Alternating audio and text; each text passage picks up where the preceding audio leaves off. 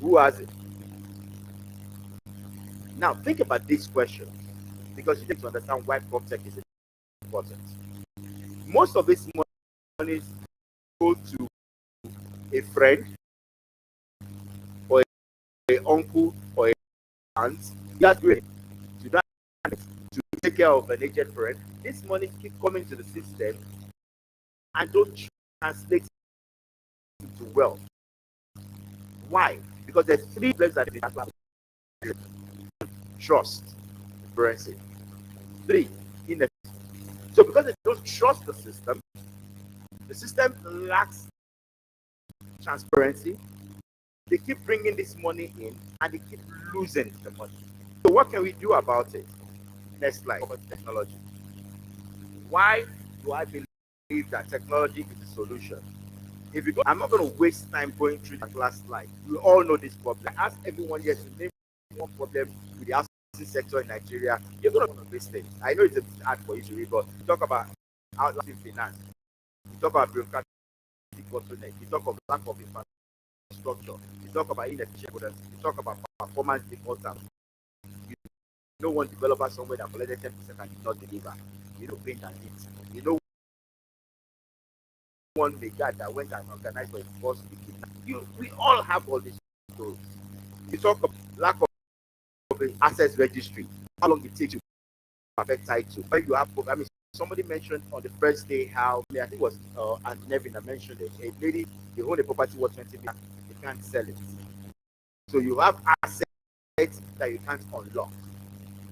You talk about undersupply of materials. You talk about artisanal skill gaps. You talk about government policies again.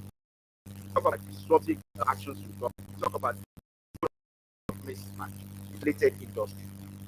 Problem. But what are the solutions? Now, what PropTech can do? Next slide. What's simple? There's 6 major things that PropTech can do. One, PropTech can revolutionize real estate transactions. With PropTech, with solutions that are digital, you can fix the challenges that make it difficult to transact in housing in Nigeria. Two, digitizing the real estate experience on the same shift in expenditure and same shift in behavior that has powered fintech today in Nigeria is a multi-billion-dollar business. No reason why the same solution cannot happen in house. Now, Nigeria is a huge market with enormous potential, but the fact that those potentials are unrealized and they're trapped because the processes are not aggregated, the things are not transparent, and the inefficiencies are extremely high. What could create digital marketplaces that will make it simple to buy and sell homes? Now stop and think about what I just said. You buy and sell homes on your phone. What PropTech could do for you is make it easy to be here and be able to be your house wherever it is. But I'm not using smart solutions. For instance, in my house, I don't worry about who comes and goes to my house. There was a day somebody was home and trying to do some work for me, and they rang the bell.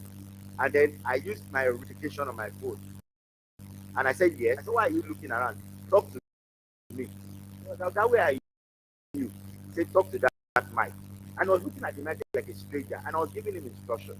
I was far away, but I was fixing things in my house. That's what solutions that do. With digital solutions, your product double.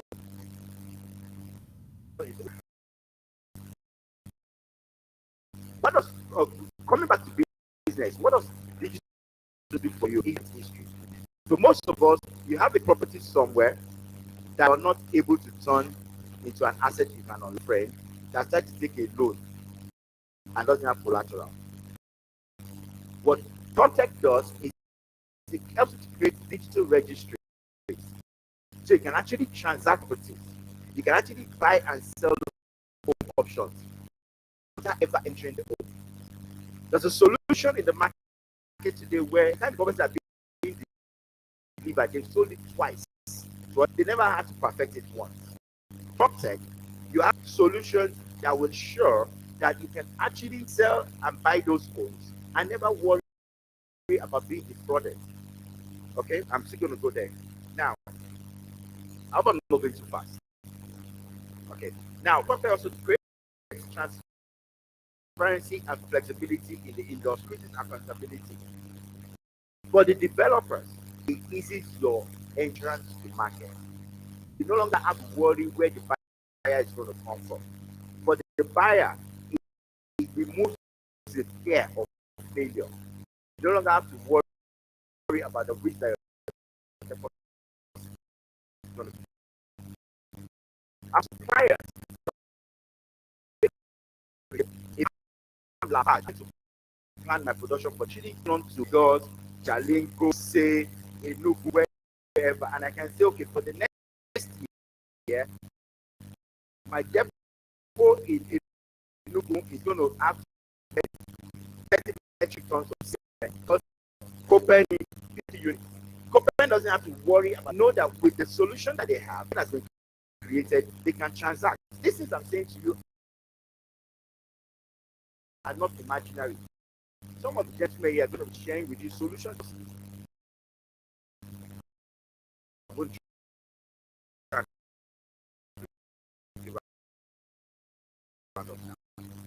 So interpreting the future prospect. The future of real estate use solutions to simplify, and we're moving towards the time where funding real estate, buying real estate is simplified. What we're looking to is to the market is so that you come in at your current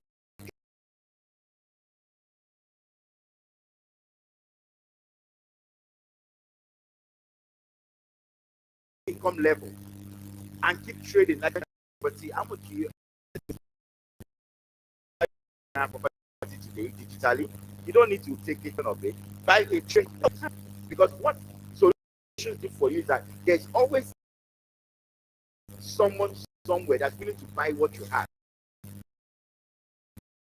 and give you what you actually have. What solutions do. Next slide.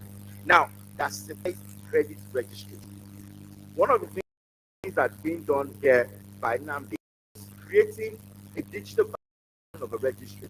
So when you buy a property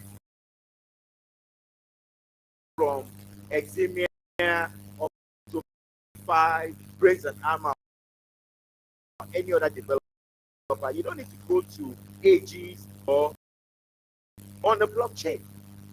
It reduces your transaction cycle, it reduces your transaction cost. Kim was speaking about the fact that you buy a property, and by the time you go and perfect, you've lost 10% of value. By the time the person that's buying it from you perfect 10% of value, we're moving to a time where you buy that property, never have to go and perfect anything, because it is on the blockchain. It's been perfected there, and all you have is that when you want to sell it, you sell that. I mean, you've all heard about crypto. It is the process of transacting in blockchain world. So next, jump to the end. Keep going back, please. Go back. That was the next slide. So this is how a blockchain typically works. You have your transaction. You don't see a house, you see a computer. So you have a transaction, you load it onto the system, you create a blockchain around it, and then you fraction whatever is buying is of it. That's the reality we currently have. Once you buy a property, you have lawyers, buyers, brokers, you're paying everybody's fees. But as we move to smart contract, which is what it's all about, you're going to have the buyer, you're going to have a smart contract on the blockchain, you buy into it, and then when you buy it, that's it. You don't need to, once you buy that particular asset, it becomes every time you sell it, the next person that buys of how it's going to work. Very quick, because of time, I'm not going to go into what we are doing right now. I'm just going to go straight to my concluding notes. There are 6 things I need to think of this conversation. One, this industry is on the cusp of a digital revolution that is similar to tech and the GSM world. The industry is going to change. The question is it going to change and you're going to be a player? 2, platforms are enhancing the real transaction cycle. And it's simplifying it, it is making it faster, and it's making it better. 3, the aggregation of data that is beginning to happen through the use of digital solutions will make the value chain of real estate insurance show the reliable growth plan and make it easier for investors to be able to invest in the market and unlock the value trapped in the market. 4, deploying prop tech is creating captive demand. This captive demand will enable us to grow the scale in the market to extract the results that we desire. 5, digitizing the real estate processes reduces the trust. One of the things that I tell people is that with solutions like Store, which we are promoting, if you're buying a property and you sign on today, 35,000 naira, 10,000 naira monthly towards ownership, don't see progress. You can stop your payments and you can issue a query to develop more. By today, I was going to see roads on site. I don't see road on site. What road? You can track it. The developer does not get to it. You don't buy audio houses anymore. You're buying houses that you can actually assess and monitor without being an engineer or being a developer yourself. The advent of a blockchain will expand registries and reduce transaction. Gentlemen, at this point in time, what I have to say to you is very simple. You have a $77 billion industry that right now is barely scratching the surface of 2 billion. Okay, we've got to go digital. But in going digital, we've got to work with solutions that are proven, that are tested, and that are going to be able to deliver the results we want. The gentlemen sitting here all have different stories to share with you. And listen, I can assure you that at the end of this session, you will that for your business, it's time for you to go digital. Thank you very much.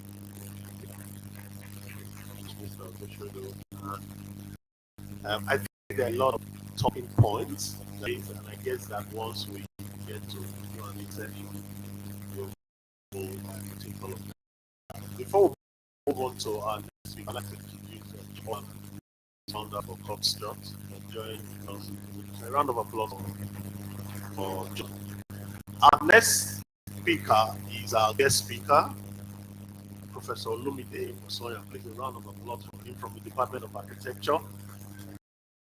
I know that Professor Mosoya has a lot to demonstrate, especially based on his experience. Please applause for Professor Mosoya.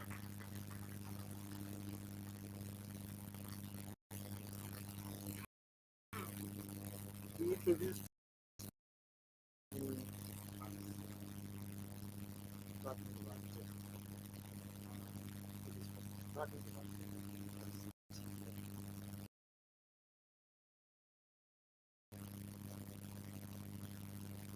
Just to interrupt you, because of time, if you can just help us another 10 minutes. Yeah, thank you, sir. now.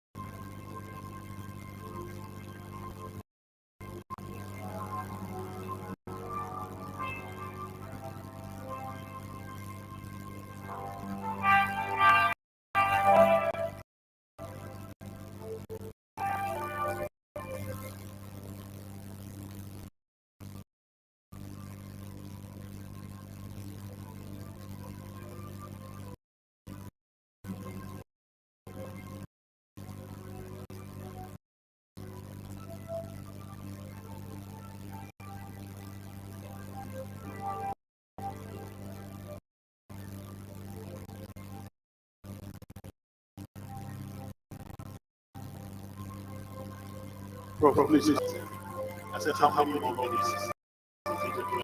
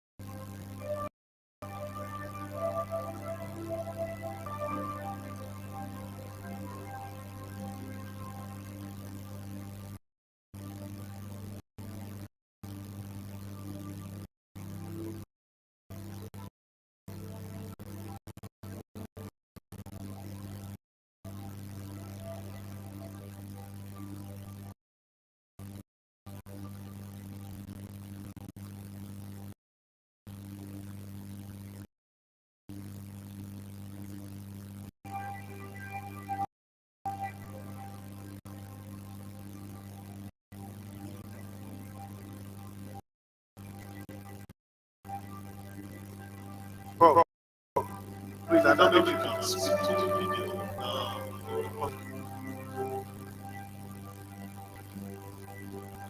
Please let this video. Otherwise, don't see something. So that's what I'm saying. How many minutes do we have, sir?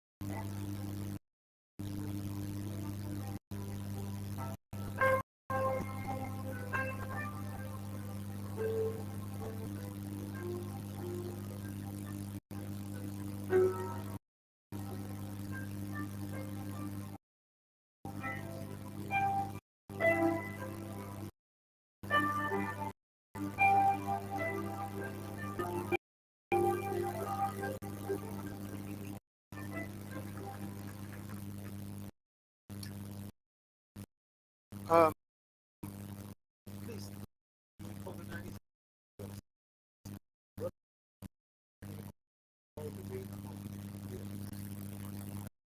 all the presentation. This video than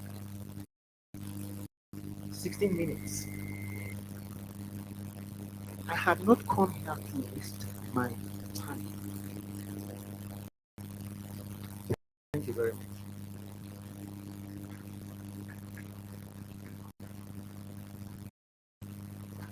Thank you very much, Prof. I guess the reason for that was because we're running out of schedule. Sort of applause for Prof.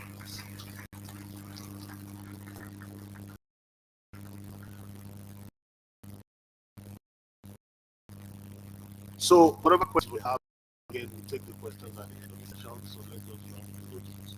So, I'm just going to encourage everyone to try and let's do our presentation within 5 to 7 minutes. A lot to cover. So, I'll call to make his presentation. Next speaker, Ezekiel Baha Living. Please, a round of applause for Ezekiel.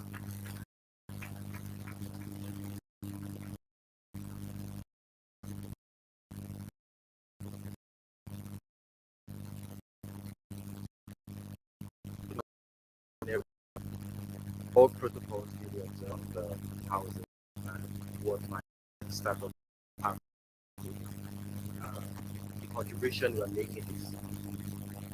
Can I have the slide up now?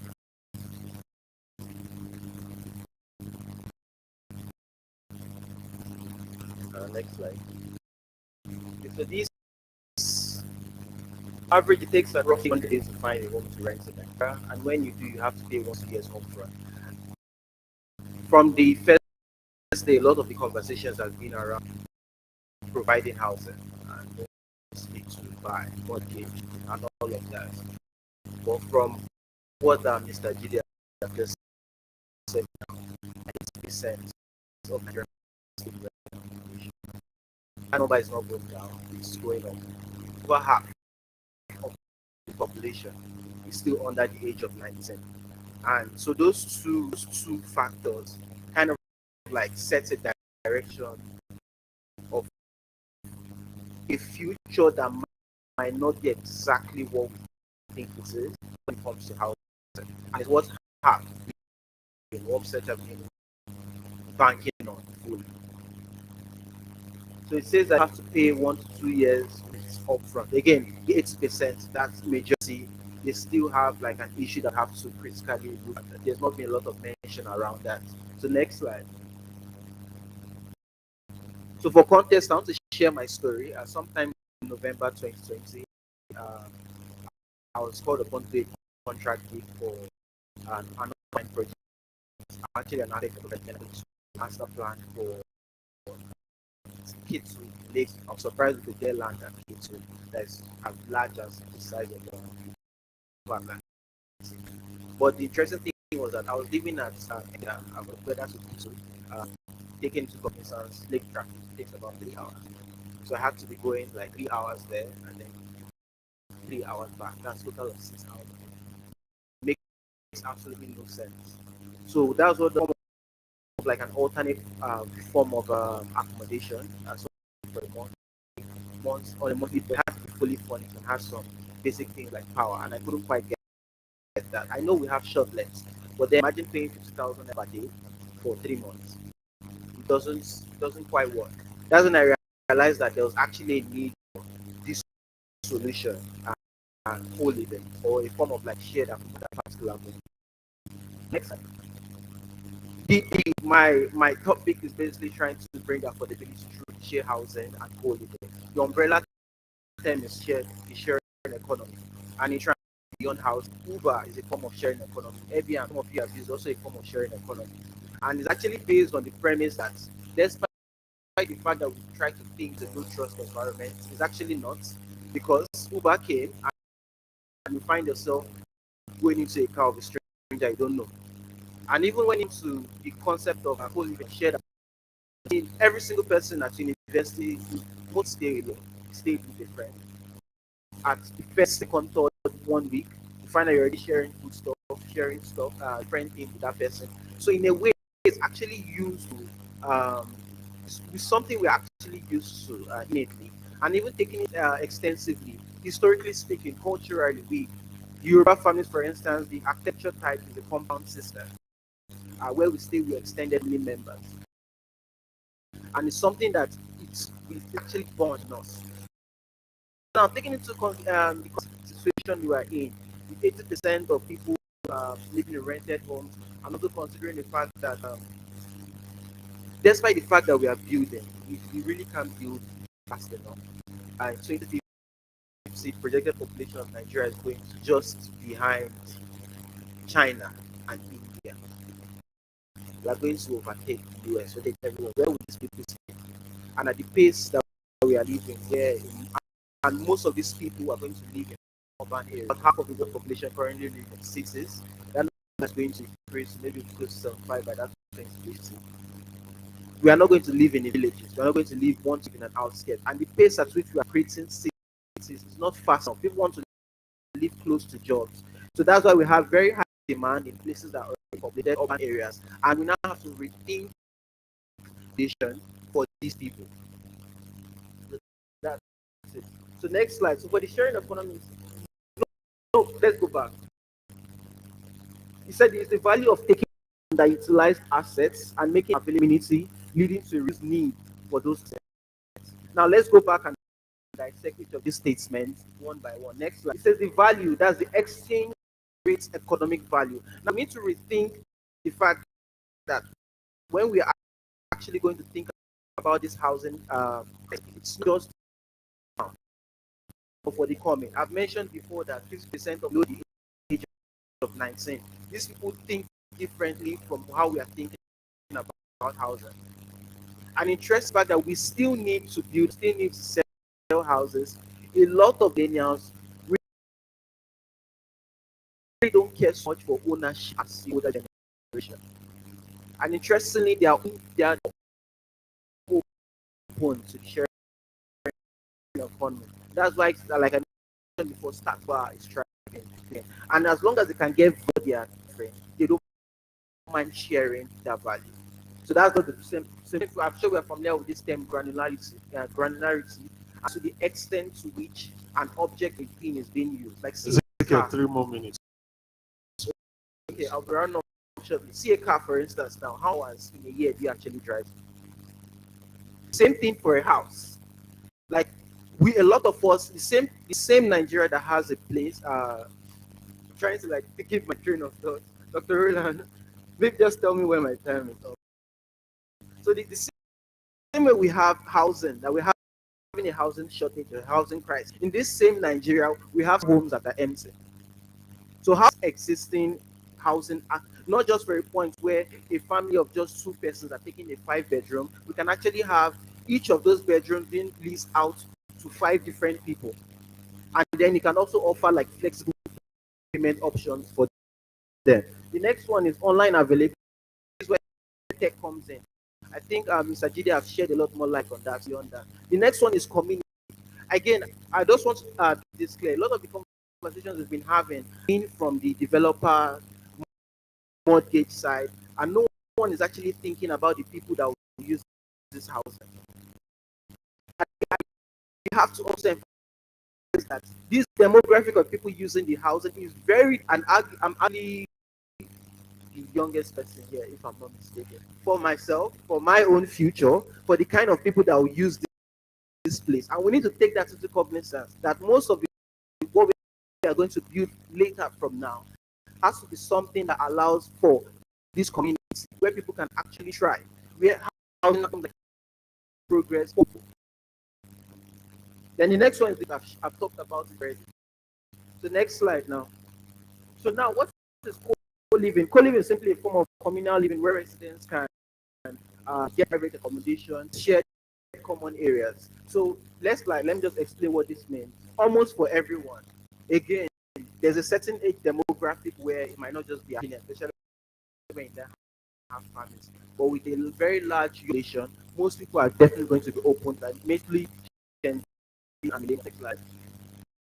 So now this is how it looks like. You have a simple apartment with an 8 bedroom. There's a lot more you can actually unlock, like 8 extra bedrooms. That's if thinking about it now from a property owner perspective, that you just have 8 bedrooms or a room with actually 8 spaces. You can unlock an additional 8 spaces and lease that out to individual people. So from the user side, they get to save more money because you're not paying for the entire space, and you as a developer side, because you're unlocking more space that you need a such that at the end. Next slide now. So now, just one moment, let me just round up. I just want to talk about contribution to this space. I have the polling space, but what we're actually trying to do is to see how we can increase access to share accommodation for young people. We are leveraging a technology so that a lot faster, get a lot more properties on our platform, and have these properties more accessible to people on a monthly basis instead of the yearly basis that's there. So in a case where say a property is 1.2 million naira, a 3 bedroom, that's 400 roughly per room. Now imagine you're able to now break that price down to a monthly basis. And even if you're adding maybe 10%, 20% premium, the lot now more accessible to people, like what Mr. Jide said again. We have any between 120 200,000 naira per day. It's going to be a lot more accessible to them. So that's just the entire framework of what we are doing. Constantly, again, trying to track back that in as much as we are building, one thing is clear: we would never build fast enough. People will always live in rented accommodation. The demographic we are building, we have to also take them into consideration. And when we build for them, I also strongly believe that co-living through technology go a long way in covering this the solution that we are trying to provide for this housing issues. A round of applause, folks.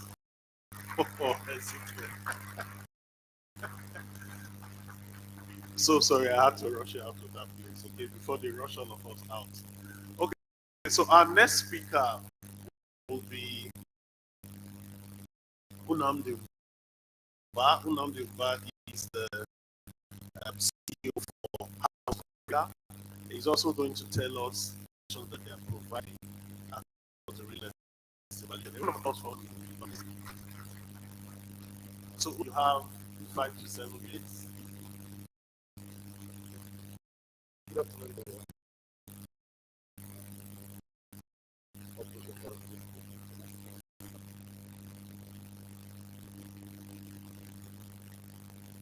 Okay, I will be talking about the use of technology in this case.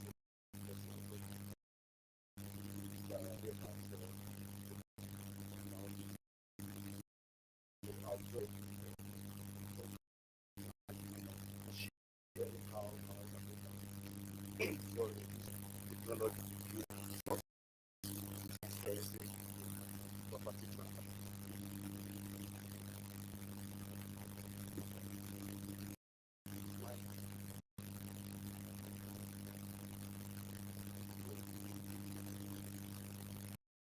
What is it?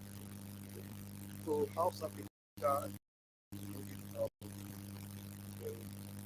basis to property to help them utilize themselves processes condition process. So how we do that is integrate and map price in such a way that this can no longer features having all the estates you have on one website. So you just share it all the estates, see the ones that are available, see the ones that are sold. What it helps the buyer to do is they can see the environment so you can see how it is. Really how it is. So you can be able to see the environment and you can choose the available properties that you want. You can also see the ones that are sold, and then the buyers can also subscribe or send message. So without the transparency, showing the property to buyers, the property available, and they can also make their choice on property. So another angle where it helps is the itself for the developer. So you don't necessarily have to have a lot of market sell it from different angles. And again, everybody coming back to the same unit of what it is to. So this way, once the property at the back end are located, that buyer can see that the property is sold. Let me just look at that property. Next time. So we also have the platform where we showcase all the evidence to allow buyers to see all these estates. So on the back end side, we help real estate technologies, real estate developers, estate locate these properties to their clients. That way, they can be able to performing reference to see reference process, and again, they can start having verification of property. Lawyers, financial institutions can start making use of this technology to buy property in terms of reselling or giving mortgages or loan. They come to you and they come to you. Again, it's going to unlock a new revenue model for you. As you sold your property, start making new revenues after. So you cannot say this without talking about the security aspect of it. So we creating also on the blockchain technology to make sure that the data stored on our platform is hashed and secure. And again, we are using using Nigerian and all the private systems, so you cannot access any data without the permission of the information. Tesla. Okay, so we're working with a lot of real estate developers, about 50 of them, which are close to Anambra State. Anambra State is also using this manage of properties based on the issue and life. And we also back with some also be part of us this journey. So that is it. Thank you.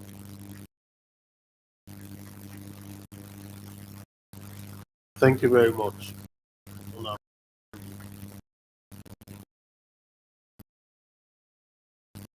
Okay, so we'll move on to the next speaker. Wale still comes to the stage. Thank you.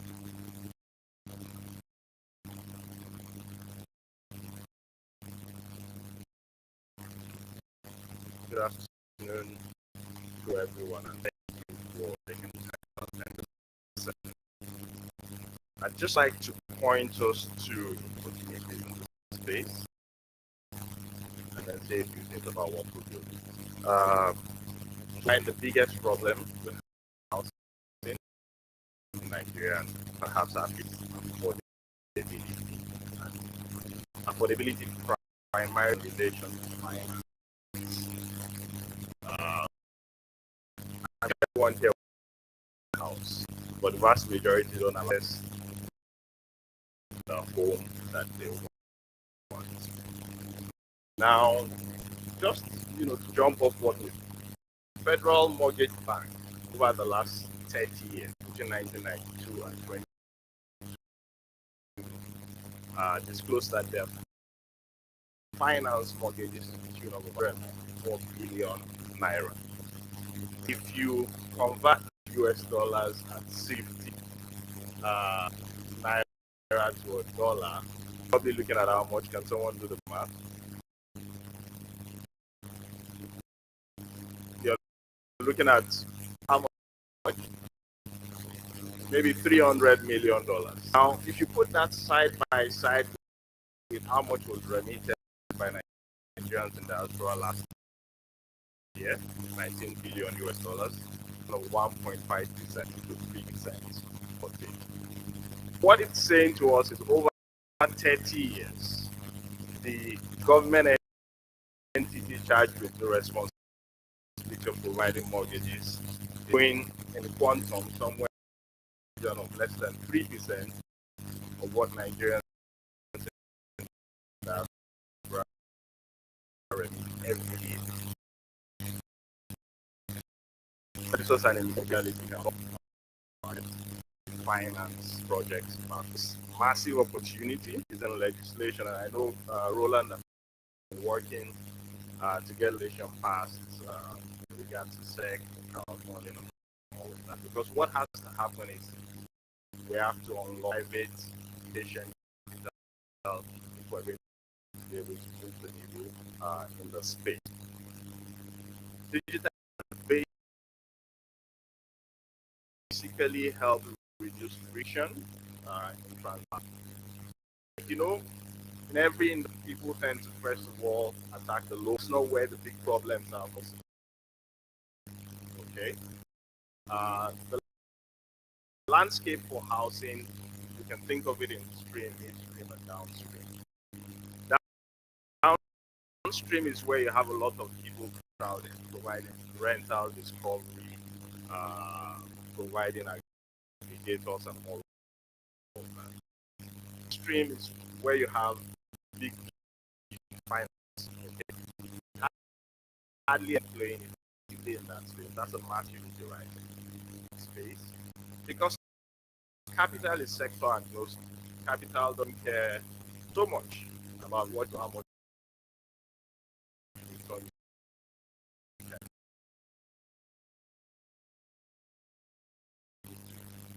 So if you have competition, real estate is difficult. Okay, it's tough. Your project life cycles are long. You're dealing with unregulated people in the space. Okay, Nigeria's particularly special brand of it. So you start a project 3 years down the road. The CEO of Brent is there, probably bear witness. Your cost has gone up by 7% in cases. So that mid space where you don't have ramp up your project edge is where the massive upstream land assembly, project design, like problem. As you know, it's a lot of petrol that for food. So everybody crowds themselves in selling petrol side of business, which is every side of business. We're trying to build this ecosystem. So we're trying to create ecosystem along the value chain. So where we're playing, so we're getting people together, investors, and then we're active midstream, where we're trying to friction on the procurement process. Very called I'm calling the city procurement, who is probably not doing the whole you're asking to build. If you come on our platform, you can procure all of the services and get handheld procurement process. And we've got a solution called Caretaker. Caretaker provides facility, property management services, so management plan. You and co-build it, and those are the things that we see in the space. Perhaps when questions come, I'll be able to bring it. Round of applause for Wale. Thank you so much. All right, we'll come over to John and Mohammed. A round of applause for John as he makes his presentation.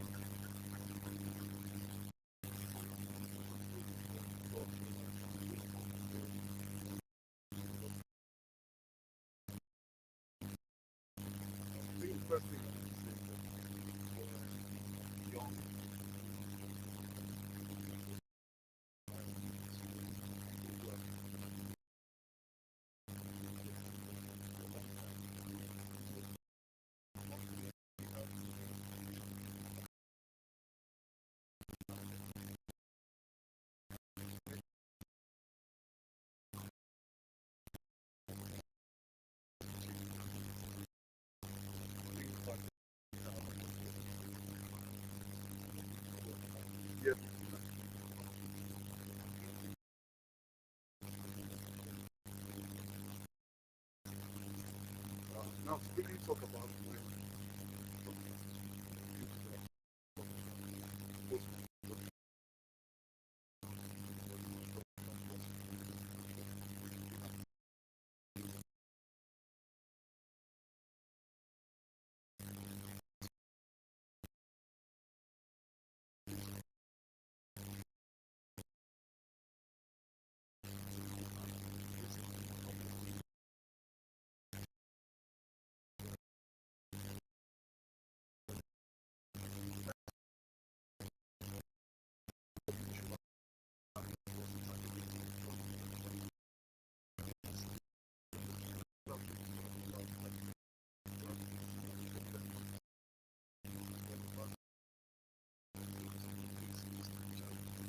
trust, market transparency as well. Of course,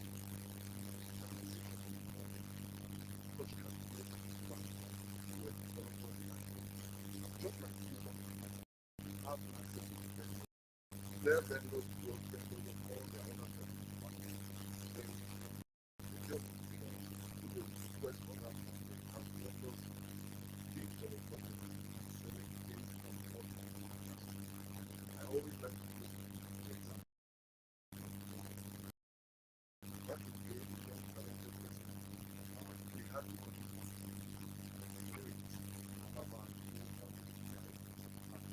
those parents determine how much they make from what they sold. For many years, we tried to qualify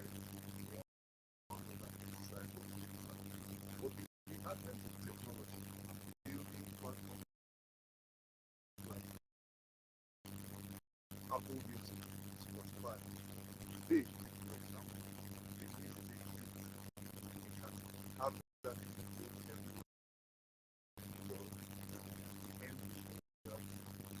so right who are constructing came up with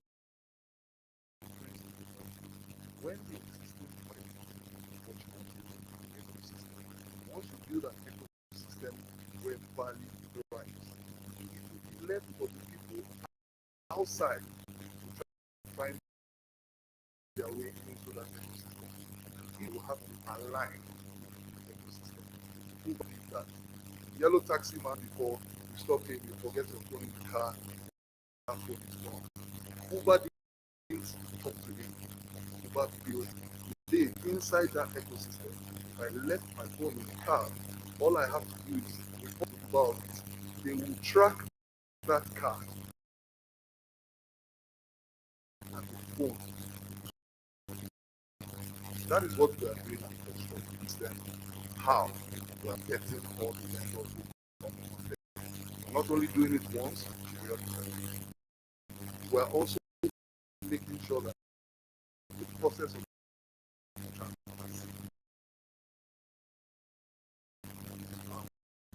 by using, for example, partnership every good port on there talks of stealing and they had a problem there. You are paid what you want is stealing. He's telling you problem day. How do you do it? And really problem day, right? so that's one of the areas that we're tracking. The other thing is giving the guy money for a good, right? Development. I don't want to let them speak out so many services.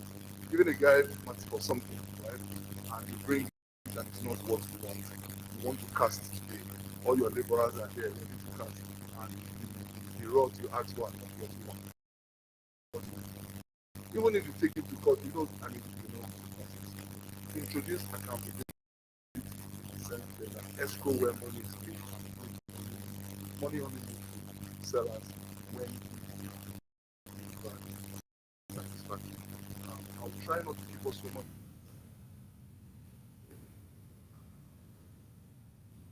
Point is, technology is changing the world everywhere. Unfortunately, Africa is out the worst.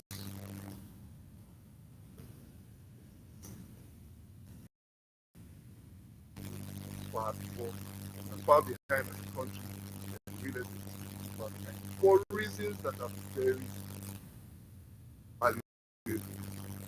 That's why I see share my of the experience of the whole together in sport, and we can do a lot together. Thank you. It's a round of applause for John. Thank you so much, John. Before we get into question and answer, I think if you could just put up my presentation, just to try and sum up what's happening here, and also to talk about the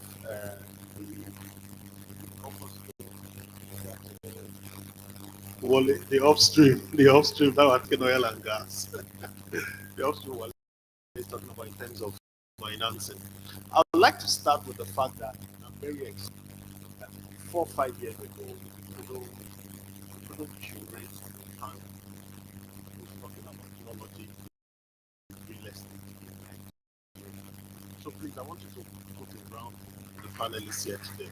It's a big deal. It's a big deal because we're building a team of young startups, and we understand that tech guys is not necessary. So what has been happening is trying to make that market tech startups and people like South Africa have integrated with MRC. We have a whole lot of PPTC also taking on some young techs to be able to develop a solution that addresses.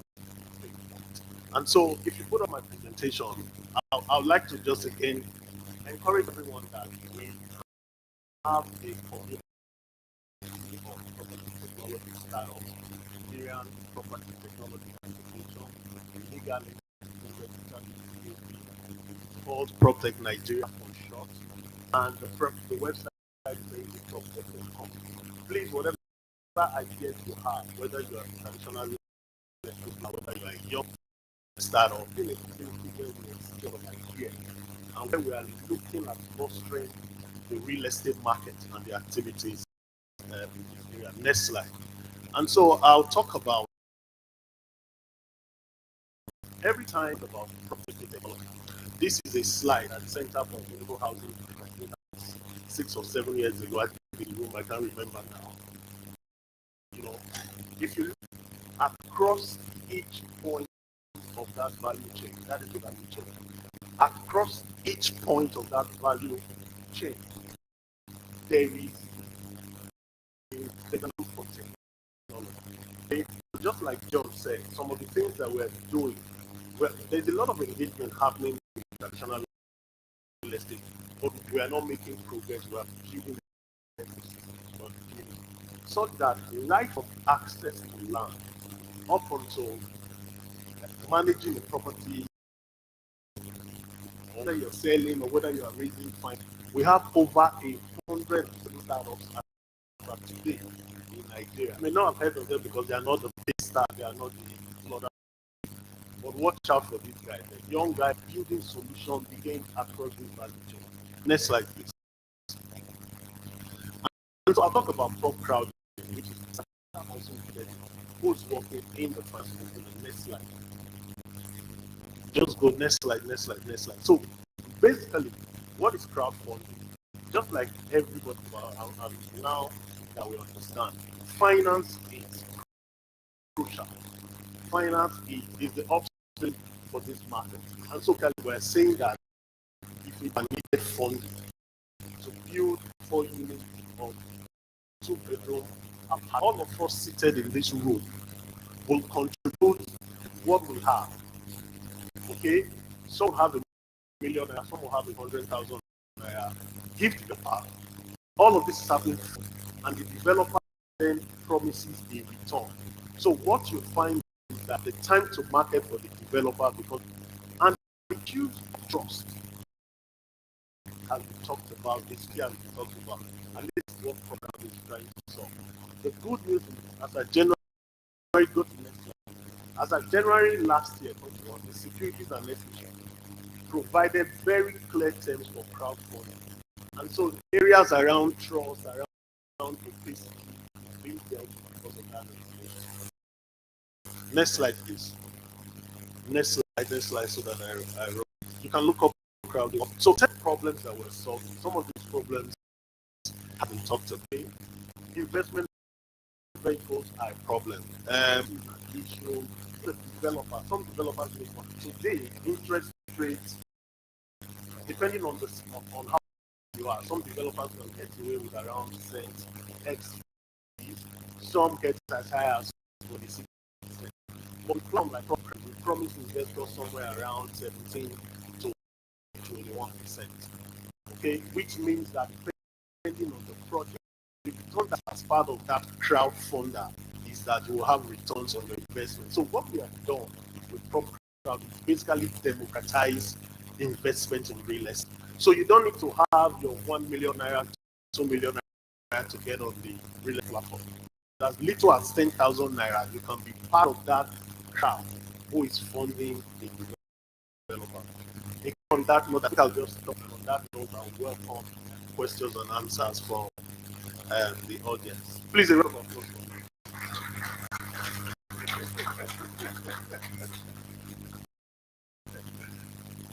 Okay, so, are there questions? It looks like there are none.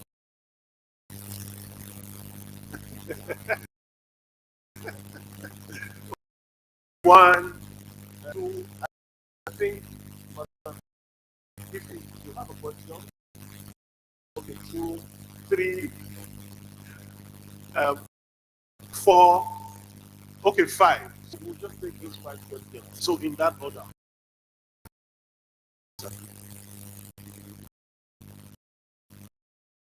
Please, can someone get the mic?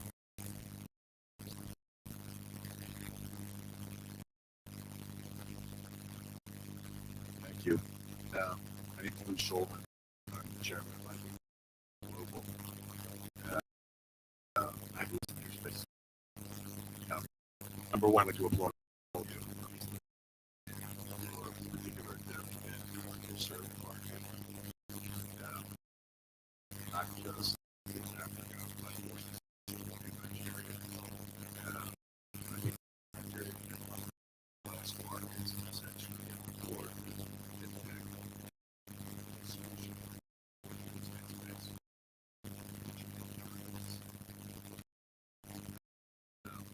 obviously during our journey, competitors in the traditional market, their representatives to help you think one or two of you, what were your greatest challenges? Bringing the product to the market. What do you see as the greatest challenge? Okay, thank you very much. Is that to any specific person? Okay, so anybody can take on that. But let's just take on the first one. Okay.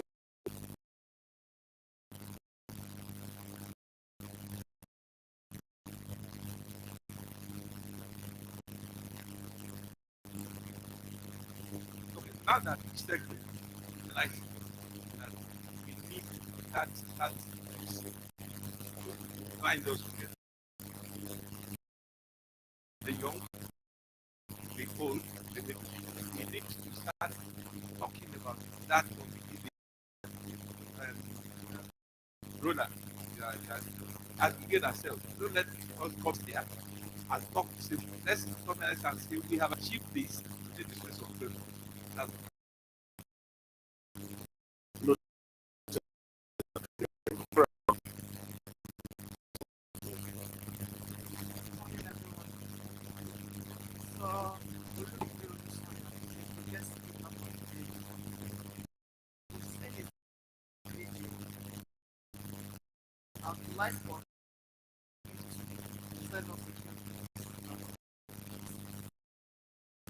Thank you very much.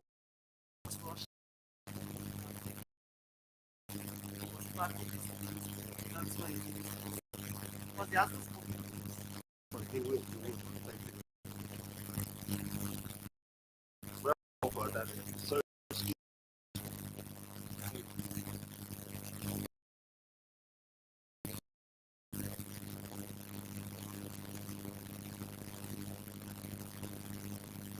Good morning or good afternoon, everyone. The question is actually for the low of interest. I just wanted to find out from you when did it start, what is this rate, what interest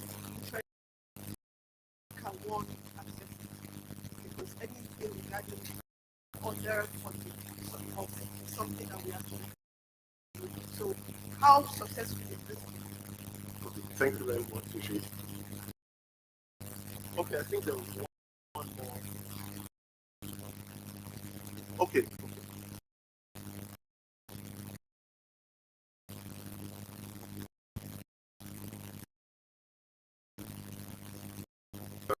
Imagine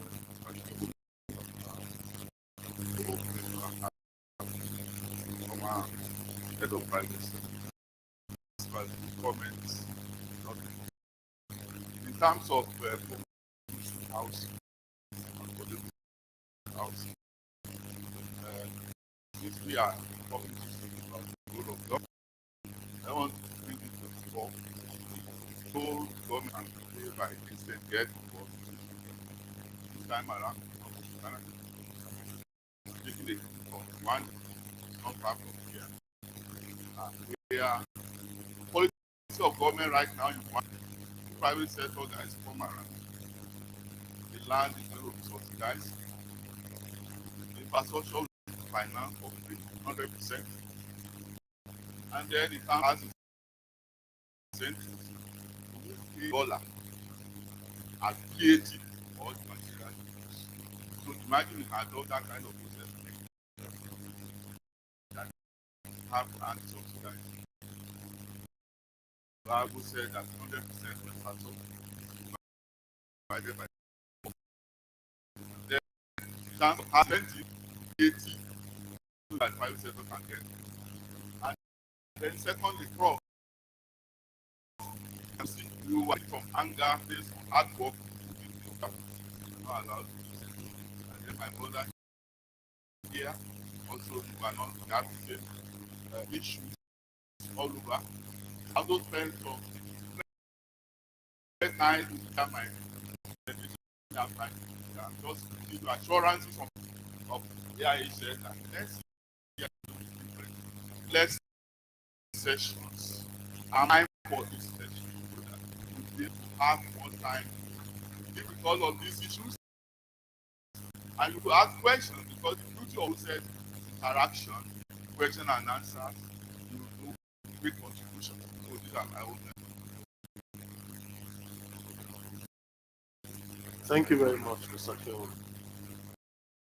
Okay, so we'll okay, someone, okay, sorry, there's one more person.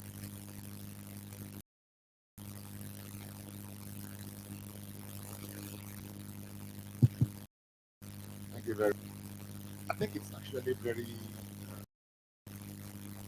interesting that having these two sessions because there's always something about property. But we almost understand this thing. And your root is asset creation. Your root everything that you do. So there are two things that you're looking at. You're looking at asset creation. You're looking at the other end asset utilization. I always stress that you must understand that. For example, you recognize you have sold those who have bought the food, they are expecting it. That return comes from optimal performance of the assets. You still have to manage assets to generate the returns to meet the expectations of all your most of the standards. I think it's very, very great. You know, and that appears as if I want to assure you that a whole lot of us have personally taken note, and I know that at the end of this session I will sit down with you because ultimately this asset creation, when you now use technology as an enabler, either as a track or to deliver fast, skill is all over. So maybe now can create a lot more time That's the nexus. It's very important for all of us to understand. Thank you. Thank you very much. Okay, I think we'll start to answer the comment. I don't know if Jide wants to a question from Mr. Liu. Lou was asking challenge market. I'll tell you when in 2019 we started slow as a developer, I'm so clear what the challenges were. It was not simple. Sit down with some tech boys and get it.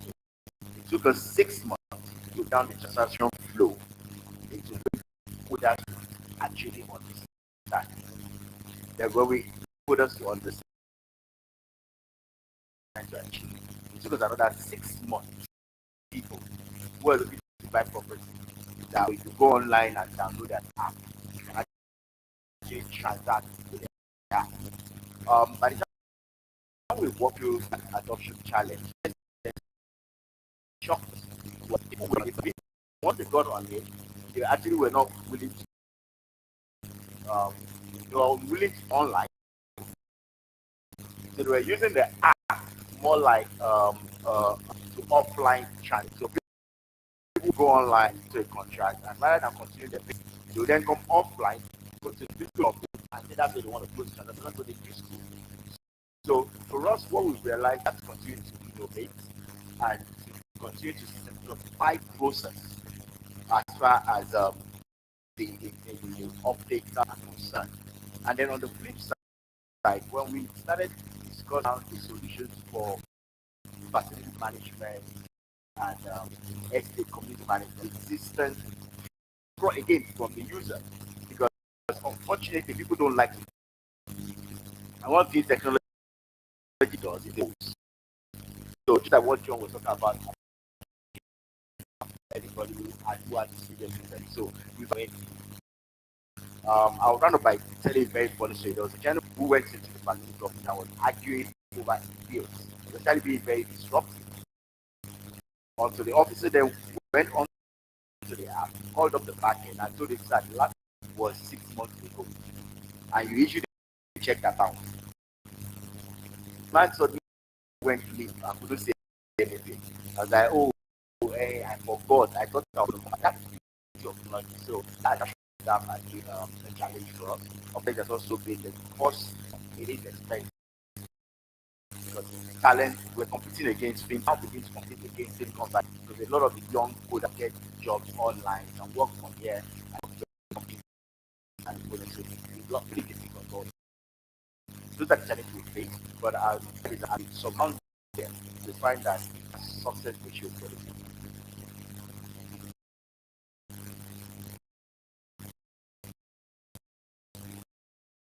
Thank you very much, sir. I think John also wants to make comments on this. So I think one of the major challenges we face flat out construction is complex. Right? So if you're trying to solve a complex problem, you can never. The other thing is that if you do any real estate player, any construction player, they all have a litany of stories of things that have gone wrong in the past. So unconsciously, there is an unwillingness to even try. Right? And so that thing around adoption comes from legitimate trust that comes out of a long list of challenges they have faced before. We said something to somebody said it won't happen, right? Why won't it happen? The person has seen a lot of times where it didn't happen. So it has informed the mindset that it won't happen, right? And that's how, what do I think the solution is? Part of it is what we're doing here. If, for example,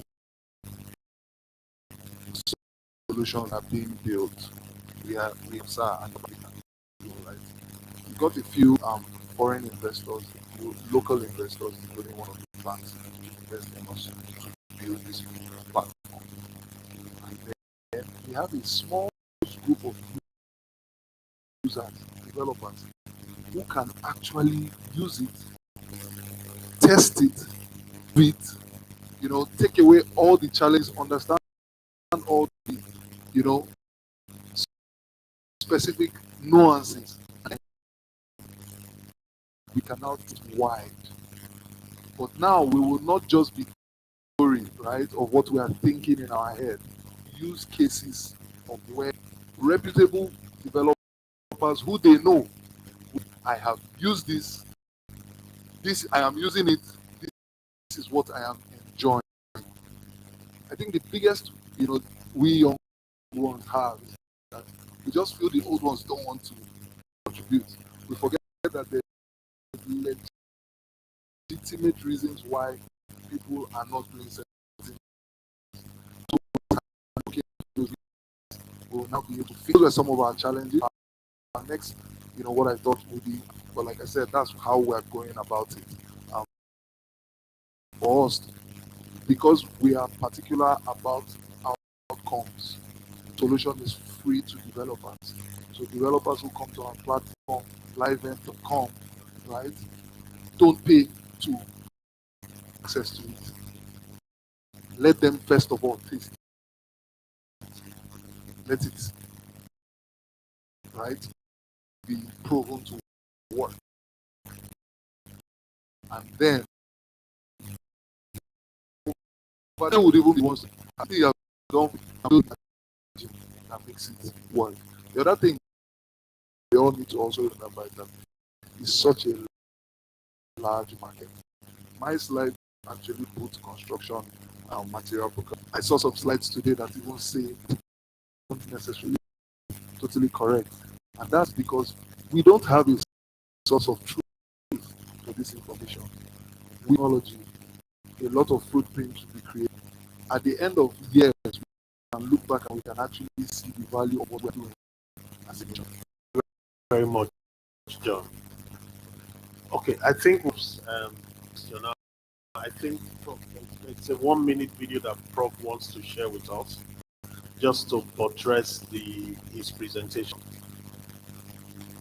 So please, are you guys ready at the back?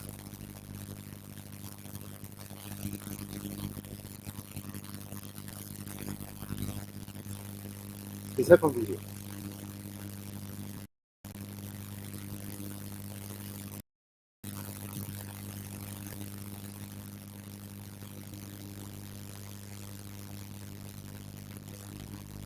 Now, please, if you look at that video on the right, that is how we do construction in Nigeria. So, the pan, the cement itself, pan weighs about 75 kg. The man carrying it is about 75 kg. So that's 100 kg in motion. Of that incline, a scientista cosita 175 for as 151 in order to deliver a 25 kg material. Okay, this is the 21st century. The Greeks have revived rope and wood over 1,000 years. This is how one of the most important industries in Nigeria. And look, the line is this. The problem of here is just one. Okay? And people talking about good governance. Good governance would solve the problem of Rwanda organic. 200 million people. Reduction. We must industrialize. It doesn't.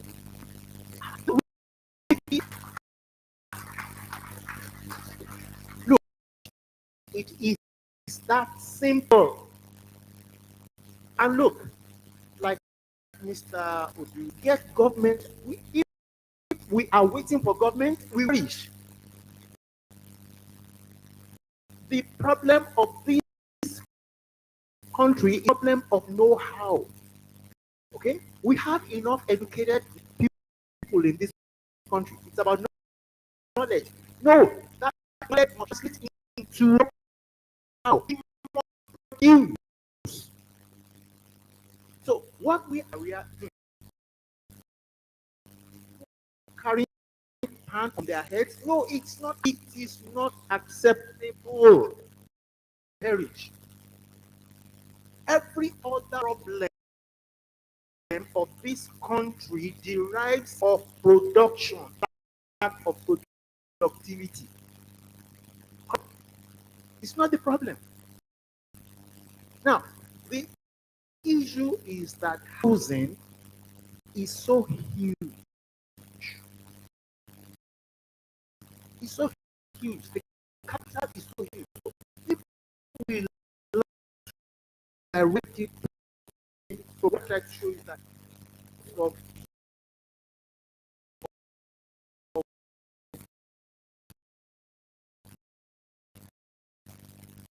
not technology.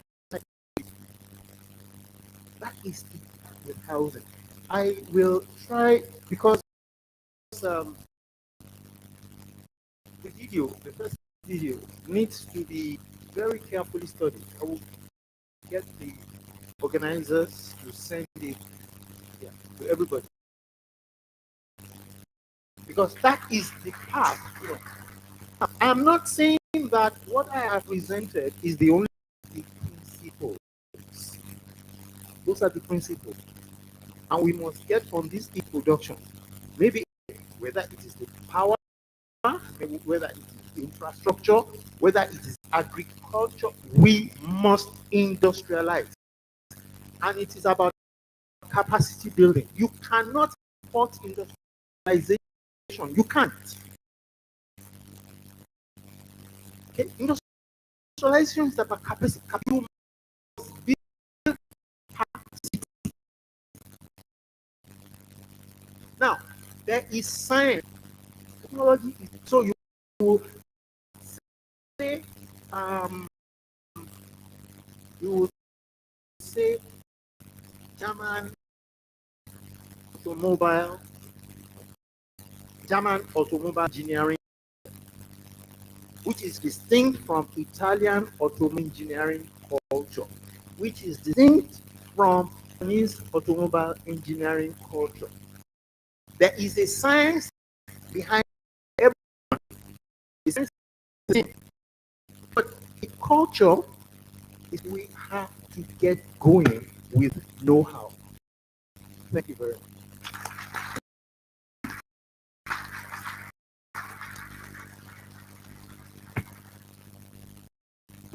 Thank you very much, bro. Very much. Okay, I think the last question is the question on crowdfunding. So I'll tell you what did our first crowd November to January this year.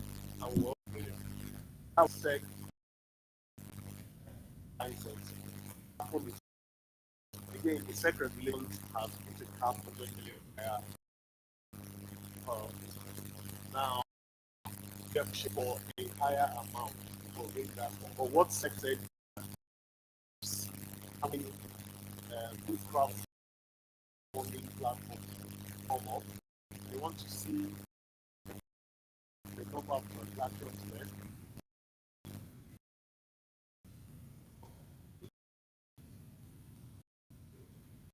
But they are also, in order for us to, they have also said this, every crowd can raise today, that is for 100 development. 100 million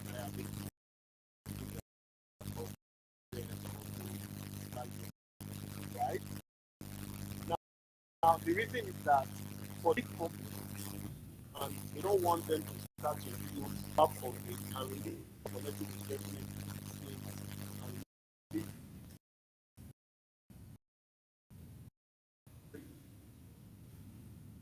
yes, yeah, allow funding and go to the country that cap. So the question really is around building trust. All of us know how a lot of agri-tech business startups, money and some of them think it was about, I think it was in June. I don't know how many of called their name now because you go to the website, you see their name, the Oxford group, the Oxford who were taking 10%.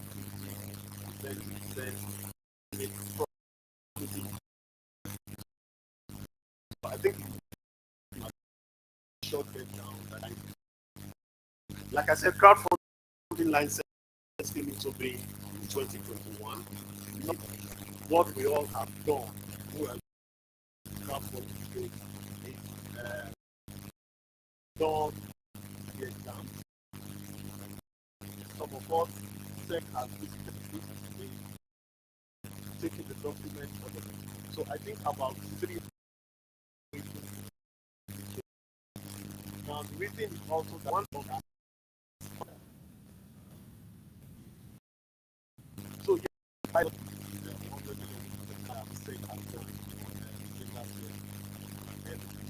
so it's something again, like I said, it's a very of raising finance, and I know that a lot of developers. But you see, the challenge is something that I want to clear that just on the tech platform does not take away the of meeting all of the criteria for raising money. For example, you must have the titles that we can validate.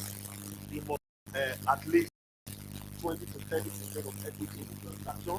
You must be able to prove that you have upgrade. So if you don't wipe it, not because it's wiping away all of the credit requirements if you were to go to a bank. But it's just that it makes it easier, it makes it. But as developers, you will also validate your processes and how you do your development. So I just thought that we're not throwing away all the requirements that require. On that note, I've come to the end of the Prophet round. Before you give us a round of applause, I just want to also use the opportunity to inform you that we have, for those of you who are interested, we have a program in Lagos on August 3rd. We're bringing in the 5 biggest venture capital who are with VC together. They will be nearing over $100 billion. Or we have Canberra Creek. They'll be in Lagos August 3rd. Again, the idea is from them. And I'm very excited what's happening here. We've seen that the traditional real estate players and all of the people who have been in the sector realize the need for young tech startups, and we will continue to make this happen. So I time for a round of applause. Sorry, one thing I just thought was good to say out here is that one of the most difficult questions that international venture capitals have businesses like mine is how about your local investors? Are they also supporting you? And one of that helped us, particularly as a business, quite a number of local investors who had also invested to give them a lot of confidence. So, your people do this. A white man from the US, what does he know about Nigeria? Because if he hears that, anybody here like Exima is on my platform, and he looks at the track record and see these are people who have been in touch for years, and they are so, then it gives them credibility. It gives us the credibility for them to also bring in their foreign money. So it's really important that we get your support in terms of investment. These investments don't have to be heavy money. It's really not about the money. The truth is, good ideas find money. Find money from anywhere. But also to show that you are on course, and if this solution Nigeria will enjoy it, we will all be able to say that we made this happen in our lifetime. Sorry, before you go, I have a message from Professor Charles Yangiti and Answer Corporation. So I'll read the message. Hello, Roland. I'm enjoying the session anchored by you. The ecosystem that is being spoken of 5 years ago by the NMROC and the Housing Market Information Portal. While there being a massive victory across the entire value chain, we need to have a reliable capture and point out all the amazing solutions that can service. And I think it's something that we have discussed today. That's just re-emphasizing the said. And so, finally, on this note, we close the PropTech session. Thank you very much. Please give them a round of applause. Our panelists will want to plead with you to remain seated. We have a few things we'll just enlighten. Two messages I will take a group. We'll just work within this framework.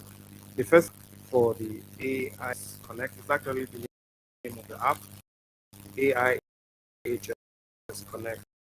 It's important that you download, because if you download it, you can use it to chat, you can use it to interact, and you can also take some feedback both from participants, exhibitors, and ongoing things. So download it. If you see the app, it's almost square, and then it's a mixture of wine and black, so you don't download from the black market. Yeah.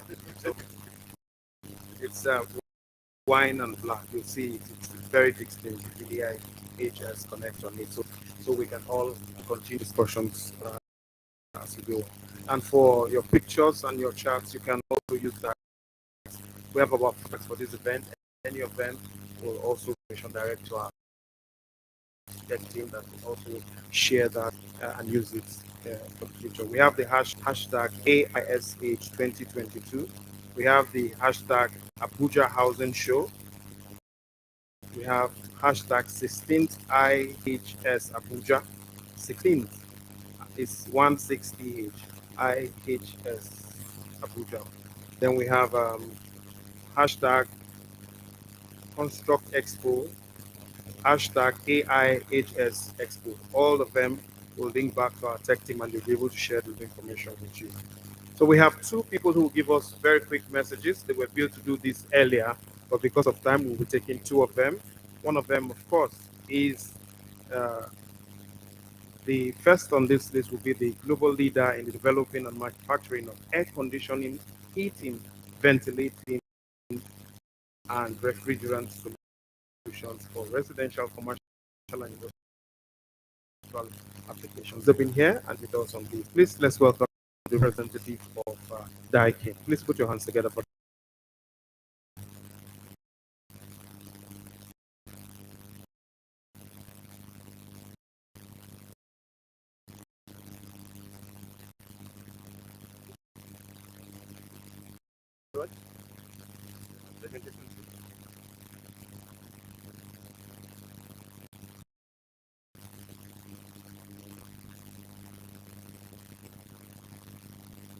Good morning, everyone. I am Rajiv Kasturi from Daikin Air Conditioning. Yes. So today I will talk about modern air conditioning solutions by Daikin.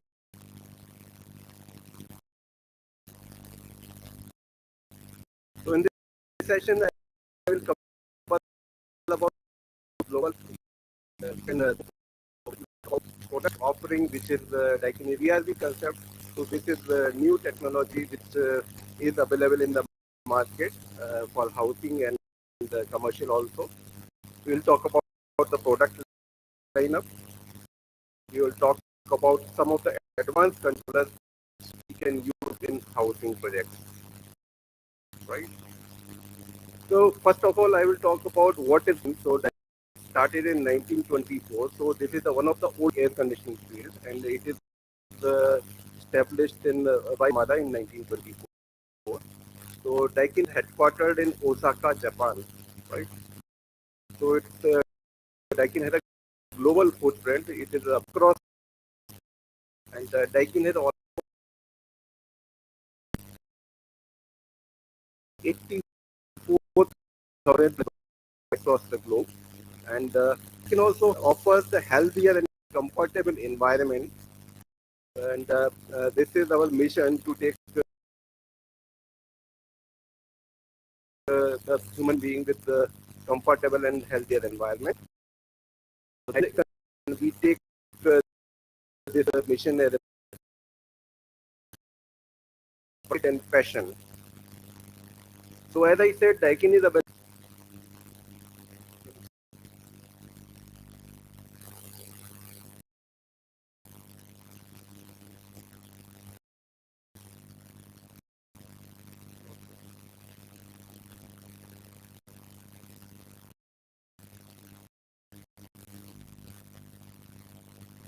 take back. It's not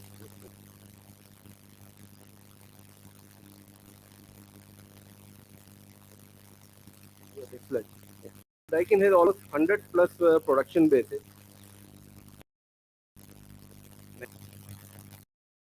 Can you have a pointer?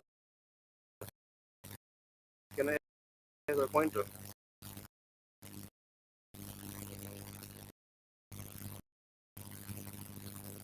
Right.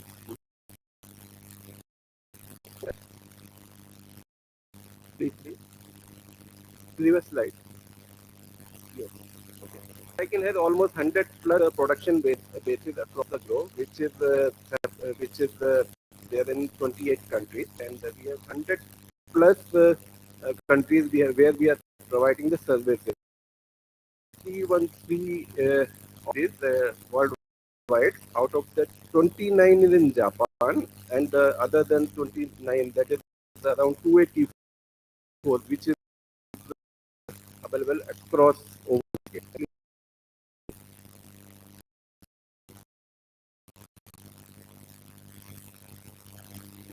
What's number one company in air conditioning field, and Daikin almost 26 billion USD, and also is strengthening its network across the globe, right? So it's the complete solution in the field of air conditioning. Next, please.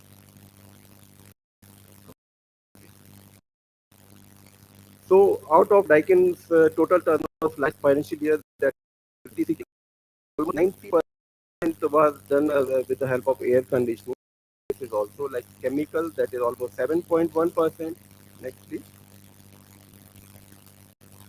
In case of air conditioning, so Daikin has residential air conditioner, Daikin has commercial air conditioner, Daikin has air filters, then Daikin has air purifiers, and Daikin is having hot water and space heating and cooling. Then Daikin has refrigeration equipment. So complete lineup is available with. Next, please. Next, so Daikin is environmental conscious. So last financial year, almost 83 things was eco-friendly with eco-friendly refrigerant, that was RE2 refrigerant, which is equivalent to 54 million tons of reducing the greenhouse emissions, and which is equivalent to the CO2 6.1 billion trees, and which is equivalent to CO2 emitted by 44 million private cars. So you can see how green is there. Please. Next. Daikin is only manufacturer air conditioning, and Daikin also focus in research and development. Daikin is also manufacturing sales. So complete value chain is available with them. Next, please. And many projects across the globe. Here you can see some of the projects which we have done around the world. That is other Dubai, which we have done with Daikin air conditioning. Then we have done FIFA World Cup Stadium, which is done in by Daikin. taken.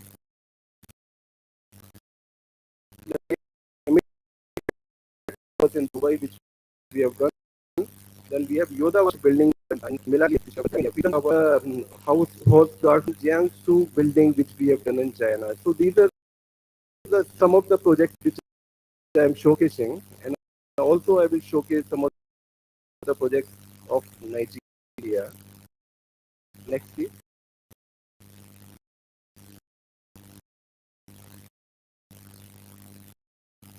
Okay. So here you can see for the Nigeria, suite of is in Lagos, which we have done with the Vrb system sailors, then which we have done with Vrb systems in Lagos, then Nestol Tribal, which we have done with Vrb Lagos, Nigeria. We have done head office in Nigeria with Vrb system. We have done World Trade Center in Abuja, Nigeria with VRB. So it enhanced footprint in Africa. We have presence in Africa. We have presence in Lagos. We have presence in Abuja. We have presence in Nigeria and across. Here I will talk about some of the products which is especially designed for the residential application, although we can use in commercial also. Right? You can see on the screen that is the inverter split. Then we have VRB Mini. Then VRB. Everybody knows about inverter split VRB system. So that is a modern air system which you can take.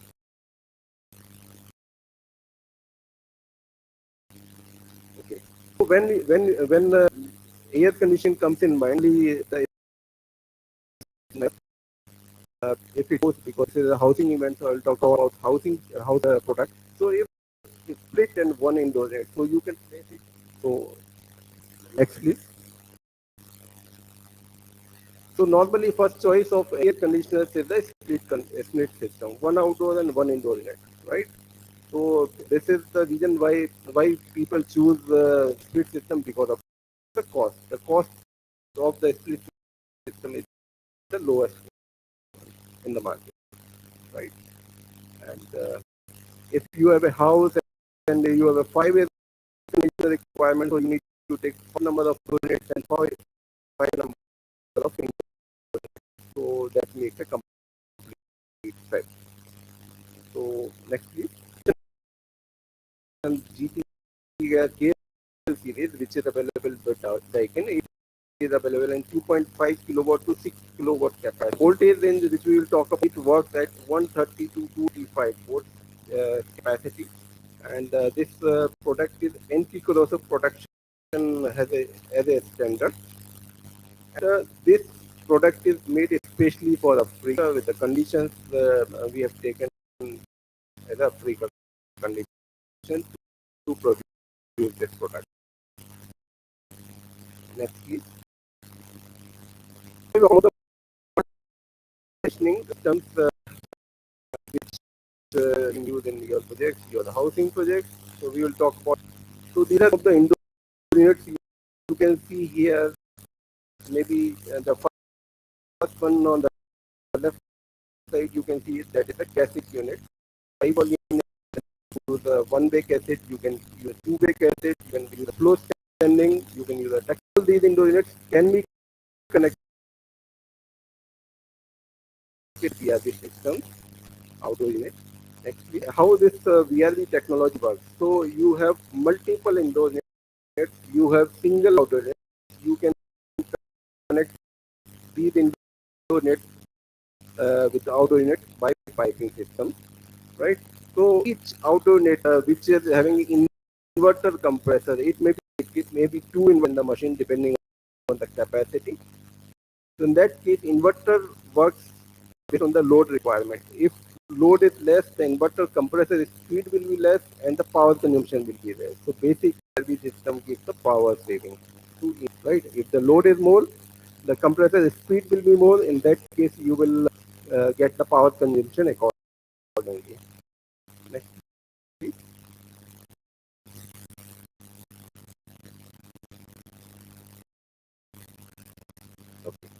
we talk about how one-to-one conventional system. In that case, for example, if you are taking one outdoor unit and one indoor unit, that is a split system. About the COP or ER, under COP or ER, it is COP or ER. But if you are one outdoor and multiple indoor units, in that case, if machine is running on 50% load, for example, so in that case, but your will utilize fully, so it will take it will transfer more heat for the 50% will get a energy saving. Trust 99% of time your machine works on part condition, it doesn't run on a full load. You design an air conditioner, you peak summer condition, peak load condition, but the peak is not the full year, right? Peak is for some part of the month only few days. Next, with that system we have VRB Mini, so this is available in that is a single phase machine. We have 8, 10 and 12 HP machines. Capacities we have VRB X, so this is well from 6 HP to base model. We can combine 3 outdoor units, we can make a single circuit, we can combine 3 outdoor units and we can reach up to 60 HP. These are air cooled machine, although we have machines also, right, for energy saving. Next please. About the structure of system structures, so we can have a unit, then we can connect different types of ducts. It can be cassette, any high wall flows, and any kind of indoor unit you connect with VRB system.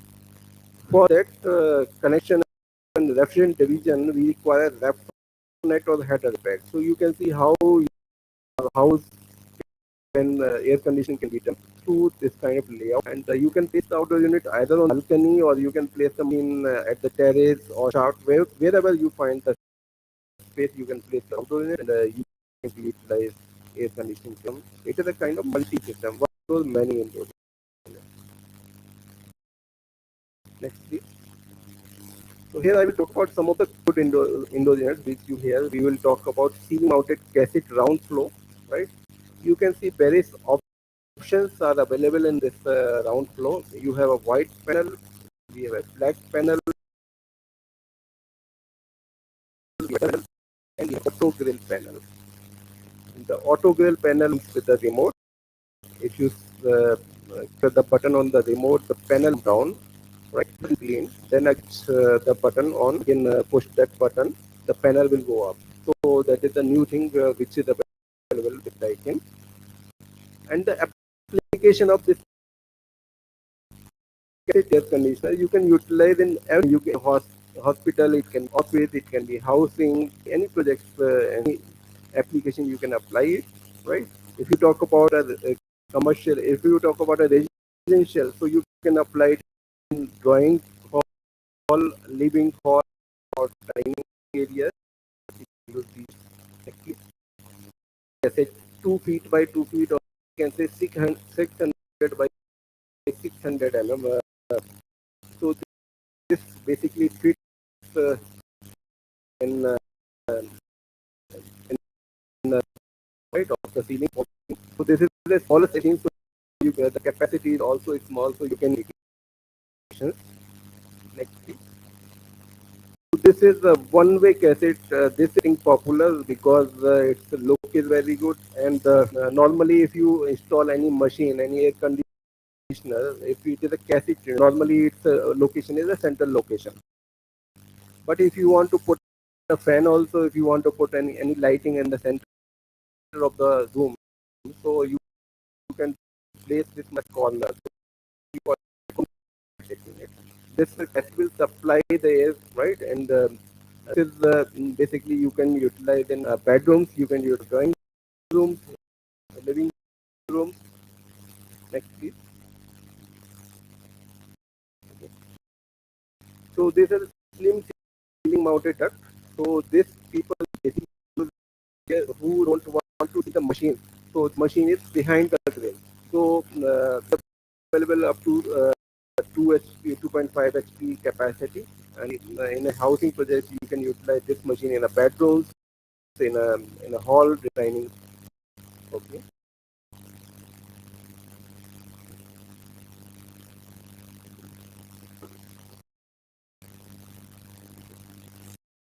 So I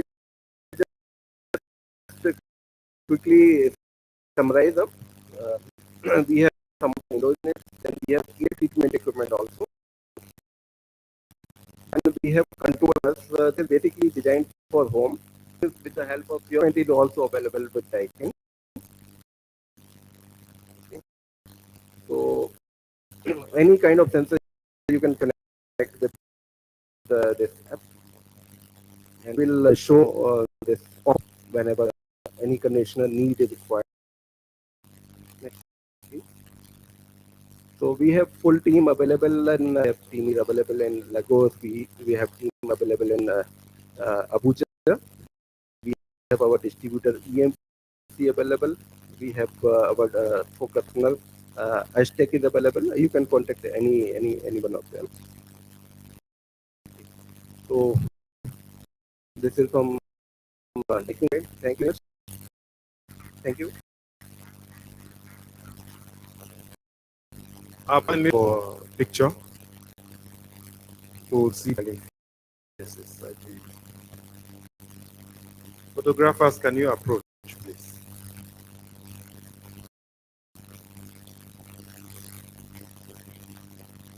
Please clap for Daniel.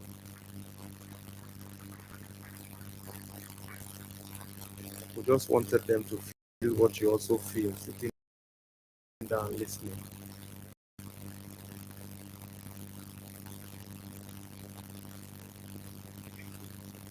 Thank you very much. Well, the distinguished guests, ladies and gentlemen, very quickly will constitute the second and the fourth panel. They'll be working together. So let me bring our panelists up, and then we'll also add. So we are having the third panel about collaboration tool for unlocking the potential in the real estate sector, and the fourth panel, which is of course the real estate data management system, sync panel for success in the real estate sector. So we'll do this quickly. We also have been told that we have Royal Ceramics, who will also be making a short presentation before the panel kicks off. But let me invite the panelists. Our lead speaker is Reverend Surveyor Ugochukwu Chime, Group Managing Director for Corporate Group and former President of Reader. Please put your hands together for him.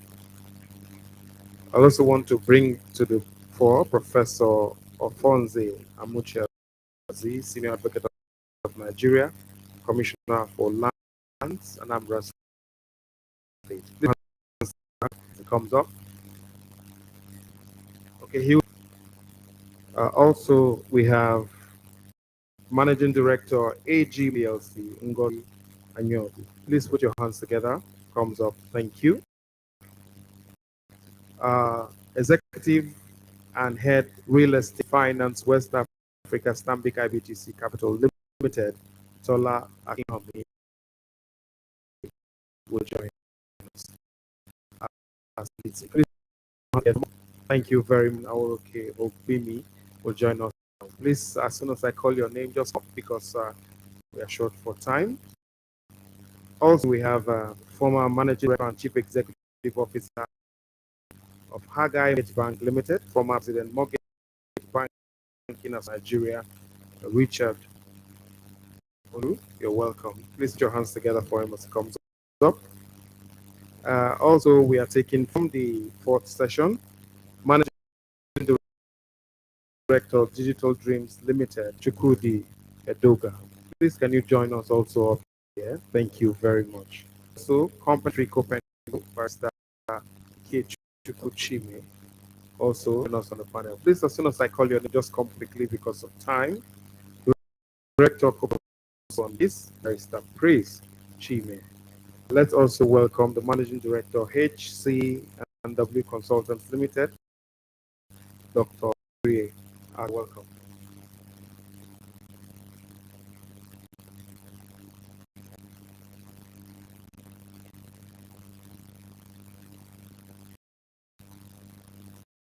So I believe we have put at the panel. We will hopefully want to invite them. The moderator of this Managing Director, Chief Executive Officer for Africa Limited, former Principal Private Sector Specialist, African Development Group. Please let's welcome Emmanuel Akin. Please put your hands together for him. While the panel is constituted and they are sitting, I've been told that we'll invite just a little opener before the moderator does his opening and go straight into the presentation. Royal Ceramics, are we ready? Please let's clap for the representative of Royal.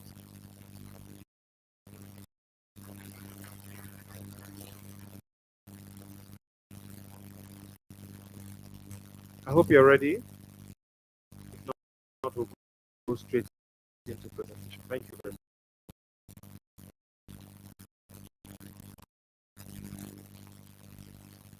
Okay, the break is not a break.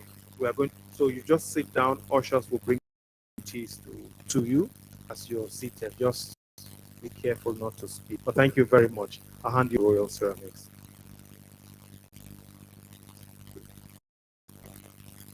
Good afternoon, ladies and gentlemen. I want to please stand on the existing protocol. I welcome up to the Amaka, Architect Amaka on UK from Royal Ceramic. Royal Ceramic is a brand name that all of us are familiar with. We are solving housing for the past 3 years. We have been in sanitary wares, tiles, mats, and granites. These are the of Royal Ceramic. And Royal is a brand of West African ceramic. A manufacturing company.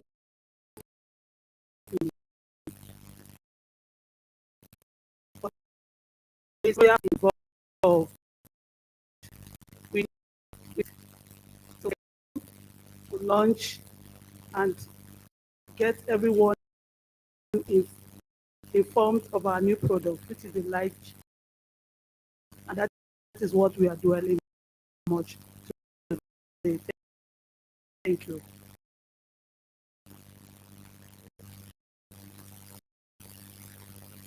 The Royal Light so many uses. Just like I said, West African Ceramic Limited started in 1995 at Suleja, a very small company. We moved to new bigger unit in Kogi State in 2009. In 2015, we went back to its old identity for product range. And our product range is from sanitary wares, tiles, marbles, granites.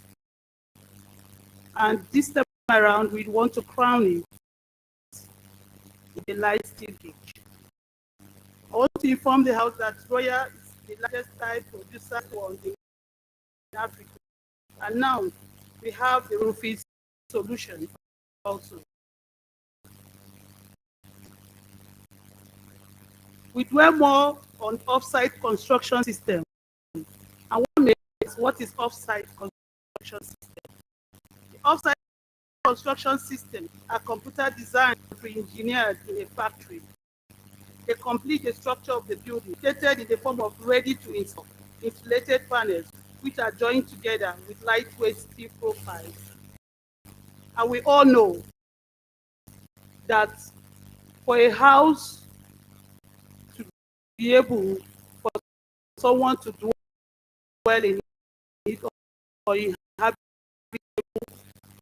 the roof has to be covered. If you have work and the rest of it, it's pretty difficult for anyone, even the illegal, to dwell there. So in our offsite construction, assembly is fast, uncomplicated, and does not require specialist tools components in component format and delivered directly to the site location by vehicle. There are various various advantages of off-site construction system. Famous, we have the modular or steel frame design, which allow fast, customized, scalable construction solutions. We also have easy home and commercial complexes built with steel look better, perform better, provide a better environment for inhabitants. These are various advantages of this off-site construction. It's time and the reality that in turn your return on investment is optimized as in today's environment. And we all know that time is money. The normal one we do with the block, the cement, takes a lot of time, days, and energy. This off-site construction that Royal is bringing in, outside world, there are various methods of construction. But in Nigeria here, we are used to the cement block and the rest of them. But with this introduction from Royal Ceramic, solve a lot of housing issue in Nigeria. And that is why it is good we buy into this product. Also, another advantage of the off-site construction system is that it is highly high winds and earth. Even though our country do not experience it, but over the years, weather is not something you can guarantee and predict. Light gauge, it has high insulation values. It saves heating and cooling. The low carbon footprint is an advantage to this. And one more advantage is that it provides a considerable advantage in terms of maintenance. When you use the bricks to build, or you use the block, the normal block method of construction, we know that Abuja soils, the plasterings are not good. There's the water drip down, and you try to maintain them over the years. But with this light frame, you don't have that problem. The next slide. What we do? Our construction system is based on 3 components. These components provide a fully shell that can be customized and furnished as you wish. First, like I said, they have the steel and frame. Arm and frames are pre-cut before they get to the site. They are drilled and numbered for rapid on-site assembly. When we produce this, we try to gather everything and number them. When you get to your site, you just join them, and with the shortest time, just stands. Our structure freeing up space and enabling creativity, cutting-edge design is one of the advantages of this light gauge store we are introducing. Another good component is insulated panels and roof structure. Our insulated for most extreme climates, just the tropical climates or the high climates. This is suitable for all of them. Then the beauty of this is the 3D modeling and detail. It helps you to have a pre-knowledge of how your structure will be, the view of how the compound partition, your clubhouses, your roofing. People know that these days, architects, when we do these drawings, people find it difficult to assimilate or to understand the 2D structure. But with the aid of this, you will be able to understand your structure better. All buildings are based on consistent 3D modeling for accuracy and quality control. Our extensive detailing process ensures precision, manufacturing, and easy installation. This 3D is very wonderful and key for this light gauge structure. Because sometimes an architect may make design, the client might not really understand or visualize how the building we do look like. With this 3D modeling, the client is in a better knowledge to understand how this roofing truss will be. And we also bear in mind that the type of roofing truss is also add to the cost of the construction. A better knowledge of this, to be able to know whether you want to use the flat roof or you want to use the heat roofing in Nigeria. So for every this thing, we have the examples of what we have been able to do over the years, this light gauge, and we have the customized solutions, just like see the next slide, please. You can also use the same for all your cage, your partitioning walls, and the rest of them. These are examples of what we have been doing with these trusses, the houses for long span, and the rest of them. And I want to take out the advantage that we have with these steel trusses over the wood trusses. First and foremost, the steel is not combustible and is therefore resistant, while that of fire every now and then. The rigidity and the trusses are far more rigid than wood trusses, which makes it easier for us to use. Wood do not have that rigidity. It could crack, and there will be replacement, and there will be separation also. It's also good for the handling and installation. These are key points that we do. The design, we have flexibility designs, and you have the guarantee for your product, and you can use it for your span. You don't need to introduce columns, just like over this hall we are seeing. With the wood, you need support, internal support, the beams and columns to be able to carry these roof trusses. With the steel, you do not need that. And also, you save us chemical. We use lignum, we use a lot of to be able to before use it. But with this light gauge, you are sure that you do not have any need for those into your construction. Start taking much of our time. We have the material. I will encourage us to please to have a look at our booth and be able to see for yourself what we are doing and the innovations we are trying to bring in. So please do well to patronize us and know that Royal has brought a very complete solution into the Nigerian market. And as we patronize it, may you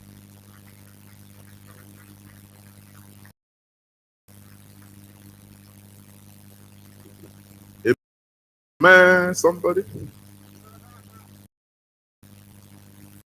you very much. My boss was a video let us or we perish.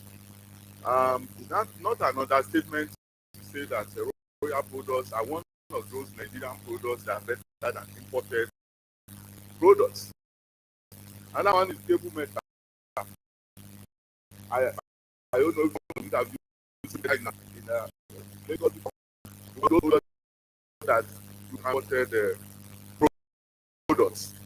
Now, good afternoon, everyone. It's a pleasure to be here.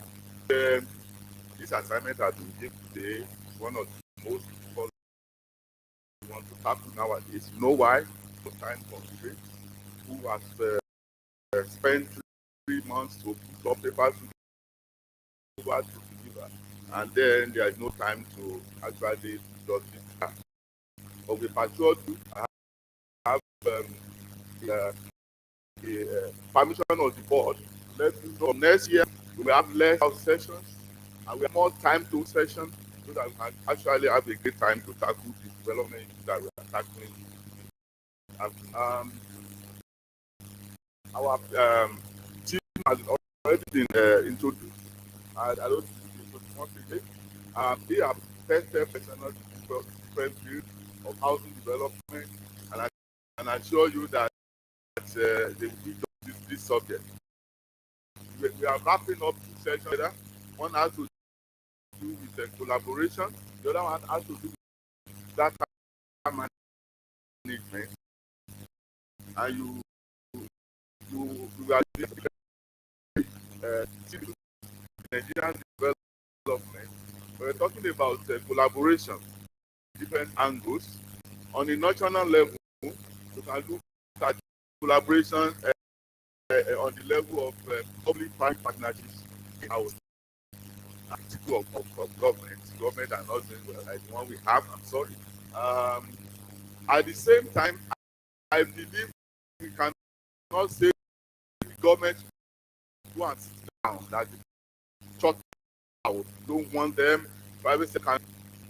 Even when I was in the AFD, even though I was a private sector expert, government has a role to play. You will not allow them to sleep. They have to do something.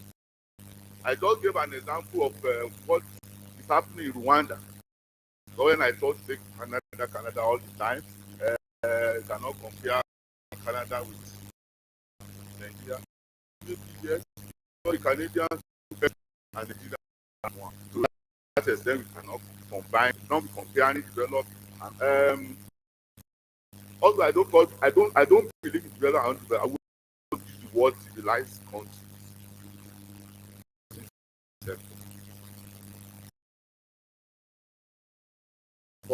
Public-private partnership.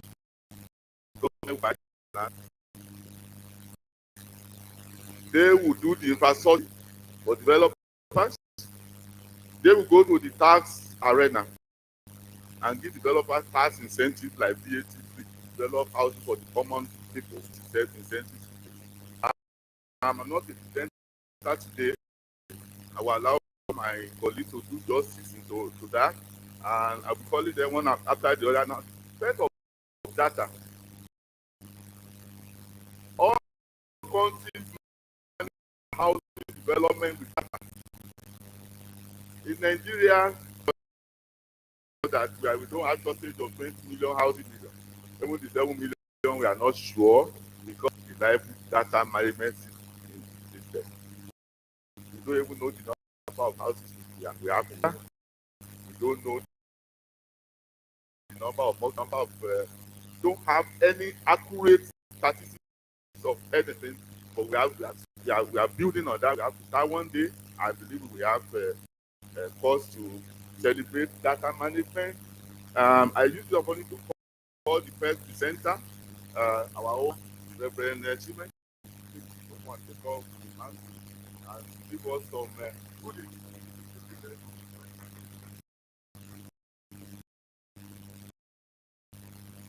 I'd like to be speaking over the years. This is the 16th edition of the Angolan talking, and at each of these events, we have been wowed by all kinds of innovations, solutions that can provide and cover different segments of the housing value chain. We had presentations the day before yesterday covered the finance arena. Today we have presentations that cover the tech arena. We have had presentations also by different organizations that cover various aspects of the state of man. I think say I've been involved for 3 years. The first 17 years in the realm of the public sector, I tried to move out of the civil service to set up Fly One. This year marks the 7 years of government group. So 7 years of looking at the environment. When we moved into the number of projects. In 1999, we started out for member Regional 2, the governor of Cross River State. I mentioned the issue. I was the head of urban infrastructure and redevelopment of Calabar. In 2000, we had to move over to Jalingo, the governor there. And we are helping with how to ensure that this local government headquarters called Jalingo, the old can now have the organization able to play the role of the state capital. And in the process, we had to acquire 15 hectares of land and build 500 housing units. It's interesting to note that that is the major housing unit by area of Benin. Thereafter, we were able to work together with various banks, Diamond Bank, providing their projects across the country. By 2005, we became a consultant to federal market assist them into the managing within their projects. One key thing that we discovered, which changed us and needs to go into the real estate, was that we found a project and yet we found the solution to it is collaboration. We discovered that across this country, we've had people who have various capacities, but along the value chain, they're only active in one aspect of the value chain. Not in companies or institutions that will be able to dimension the value chain and decide how to grow, what role to play, what effective outcome to have in a very mutual equitable platform. And that is the place that opens the sector of the past in the real estate industry. And that is the space we've been occupied over this period of time to see how we'll be able to understand the environment, be able to know how to operationalize all the factors. Incidentally, for myself, I don't have a second degree, but I have 5 degrees that cover around various sectors of the economy, covering planning, covering surveying, covering management, and other areas. Why? I believe that collaboration sometimes is the key to unlocking the potential that we have. And this is what we've been doing over this period. Because the real estate industry is a multi-dimensional industry that involves various players, various professional groups. And there is no course content in the various tertiary institutions that have been able to do the justice that is required, except a few years ago when we have Dr. Nudi here that have the Center of Housing Studies in Lagos, that is able to bring this diverse knowledge that is required, this diverse competence, this diverse skills, that will enable us to be able to have a seamless transaction dynamic across any project, given project. When we're able to do that, because a lot of people have asked us, how come over the years, in Federal Mortgage Bank, they have been giving loans to developers, and developers have not finished those projects? How come you have done over 9 projects with Federal Mortgage Bank and you are able to finish each of them? Some of them you are giving to form to finish them, and you finish it in 8 months. We are giving an award 2011 by MS Amapepe for finishing 2011 for finishing a project in 8 months as against the 24 months we are giving. It is based on the understanding of the value chain. I have been able to see a lot of developers complain that they are not able to get credit. We've been able to raise from our cement suppliers credit to the tune of over 100 million. We've been able to raise trade credit from our suppliers because they know that they are part of a team. And each time we are not going to pay them out, and we will let them know when we can pay them. So that is why we are bringing to the fore what we have done that have enabled us to complete this project. Great things in business are never done by one person, and that is what, or by one institution. Teamwork divides a task and multiplies the success. A team is not a group of people who work together. Now, this is very critical. A team is not a group of people who work together. It's a group of people who trust each other.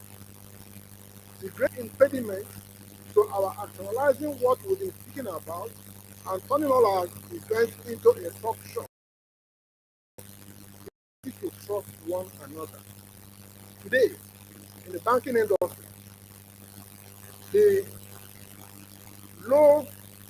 we have net savers and net borrowers. The net savers deposit their money and are giving single rate. The borrowers come, they are asked, the same man who comes to deposit today comes to borrow tomorrow, he is given 3 times, 4 times the rate of which he was paid when he was deposited, even if it is money. That gap is called the trust gap. Today, we discover there are a lot of pensioners, there are a lot of widows, there are a lot of widowers who have hundreds of millions of naira in the. Their relatives need money to do business, but they can never give them that money because they do not trust them. They would rather ask them to go to the bank, get a loan at 30%, and they will be getting only 8%.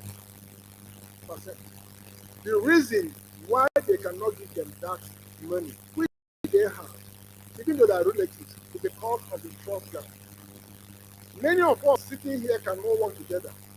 We have competence in our across various institutions.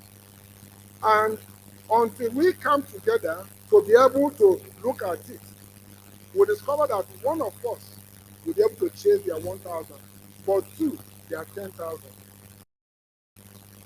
We've been losing our capacity. Some few years ago, in 2011, we decided to do a study and determined to diversify our operations and make collaboration to be the watchword of the Pen Group. We decided to look at it. What is it that all these people who have the things we need function better to upscale our capacity? What are they looking for? We decided to do a study and we discovered that they are looking for who they can trust. Whether it is people that have land, whether it is people that have the finance, whether it is people that have the materials, whether it is federal mortgage bank, whether it is primary mortgage bank. And we decided to devote our energy as a company to begin to develop internal processes that will make the bank to be trustworthy. So that each of these people will have Copen Group as destination of choice for the resources that they have, whether it is skill, whether it is finance, or whether it is land, or whether it is any other thing. We decided to deploy ourselves to improve our internal so that the company can become a destination of choice that does not only benefit itself, but ensures that we also protect the interests of other stakeholders. I'm happy that the managing director of AC Mortgage Bank is here. Before we partner them on any project, we sit down with them and agree with them the maximum charges that will be given to the off-takers on the project. Because we will have a duty of responsibility towards those off-takers to make sure that we get for them the best rate possible for them. They may not be able, we don't know who they are. Because they are passing through us, we make sure that we work together with them. We also make sure that one of the greatest things we can do as a company, that means our internal processes, is what value can we give in ensuring that we reduce the transaction time and transaction cost, the interface institutions that we are dealing with. In our office, the just forms that the primary mortgage bank needs to the various whether in hard copy or soft copy in Copen, so that when our document gets to their office, it ends with file register. We also make sure that of federal mortgage bank is somebody who is coming in to be able to buy housing or by mortgage. So from one, we educate them on the requirements of federal mortgage bank. We educate them on the requirements of mortgage bank. We educate them on the requirements of the land registry. We educate on the requirements of other institutions that will be formed, them on the need for them to form a resident ecosystem that will manage their own.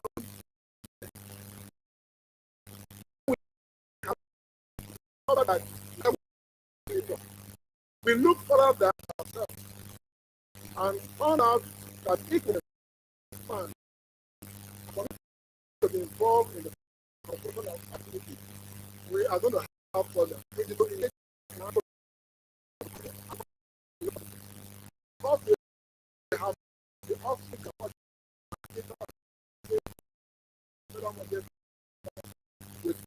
other institutions were able to may not but it they are now but one family the missing link in our upscaling as institution and bridging short gap that we have. Now,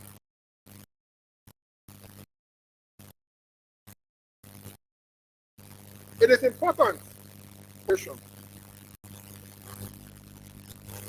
One key thing is to see and agree on the clear goals that are going to be achieved. What do you want? When I was the president of Vrb, I have been the president of Real Estate Development Association of Nigeria 5. I just to Kumu, also other institutions to be able to understand the reference to the real estate sector because ignorance of the is no excuse. We needed to know what is happening. There have been this clash over that between the primary mortgage bank, each telling one another. I decided to initiate a process. I'm not sure this year. There was a day we brought the managing director of Federal Mortgage Bank and we spent 7 hours in Mr. Motosho's office. All the 3 of us spent 7 hours. That was about 7 years ago. Trying to define the transaction dynamics that will be flawless, reduce transaction time, reduce transaction costs, so that the developers can get that is what we need to do. We go for each of the parties, and this we're able to do. Agree on making sure understand what happened and the challenges that happen to the primary mortgage bank. Today, I'm privileged to see from the board some of the best mortgage bank, and I've been able to see the challenges they have. Before then, many people developers will criticize the mortgage bank. They are not doing well. They are not doing this. I realize so heavy restrictions that comes from central bank. The level of mortgage, the volume of mortgage and turnover of mortgage they need to be able to be profitable is not available, but they are restricted to that small space. The necessary turnover that will make them to survive. So it is important that we build trust within teams. We indicate frequently. That was why we were able to put in place a meeting every quarter between Federal Mortgage Bank, between Redan and Mbank, so that every quarter we sit down at Federal Mortgage Bank or sit down at Mbank office and be able to look at it. One person in the value chain. And that is why to be able to do that. Go ahead. Slide. I'd like to go the second to the last slide. Why are we utilizing only 20% of our potential?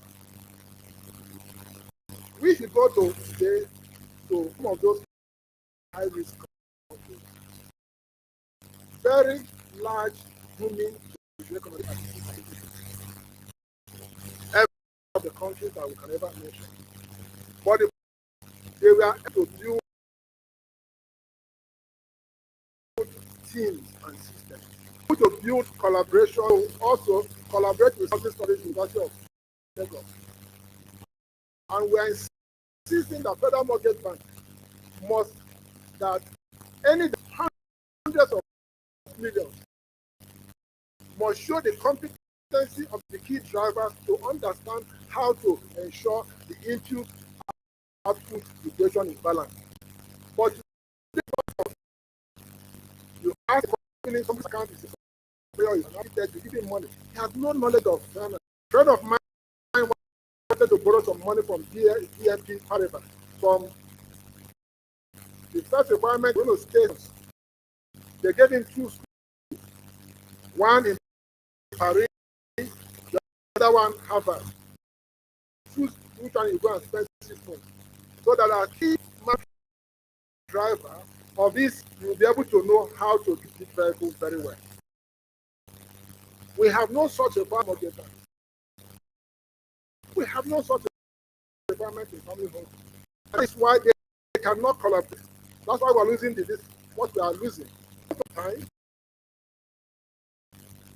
like you to go to the last slide.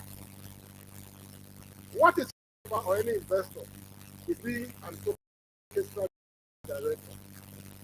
You are not a Messi, you are not a marketer, you are not a lawyer, you are none of this. That little man, I'm taking my time, I like music. And I see, because they already understand, they know how to stop this man. See that you play your trombone very well. Stop. Time for this other man to play. They allow time to each of the players in the value chain. And that is where the developer is. The bank is not interested in how you get your money, get your land. They are interested in knowing how to form their business and interest. You got your, each of them know what happens. Like in the orchestra, the people, the man playing the saxophone doesn't need to know how the man playing the guitar does it. But each of us who to produce a harmonious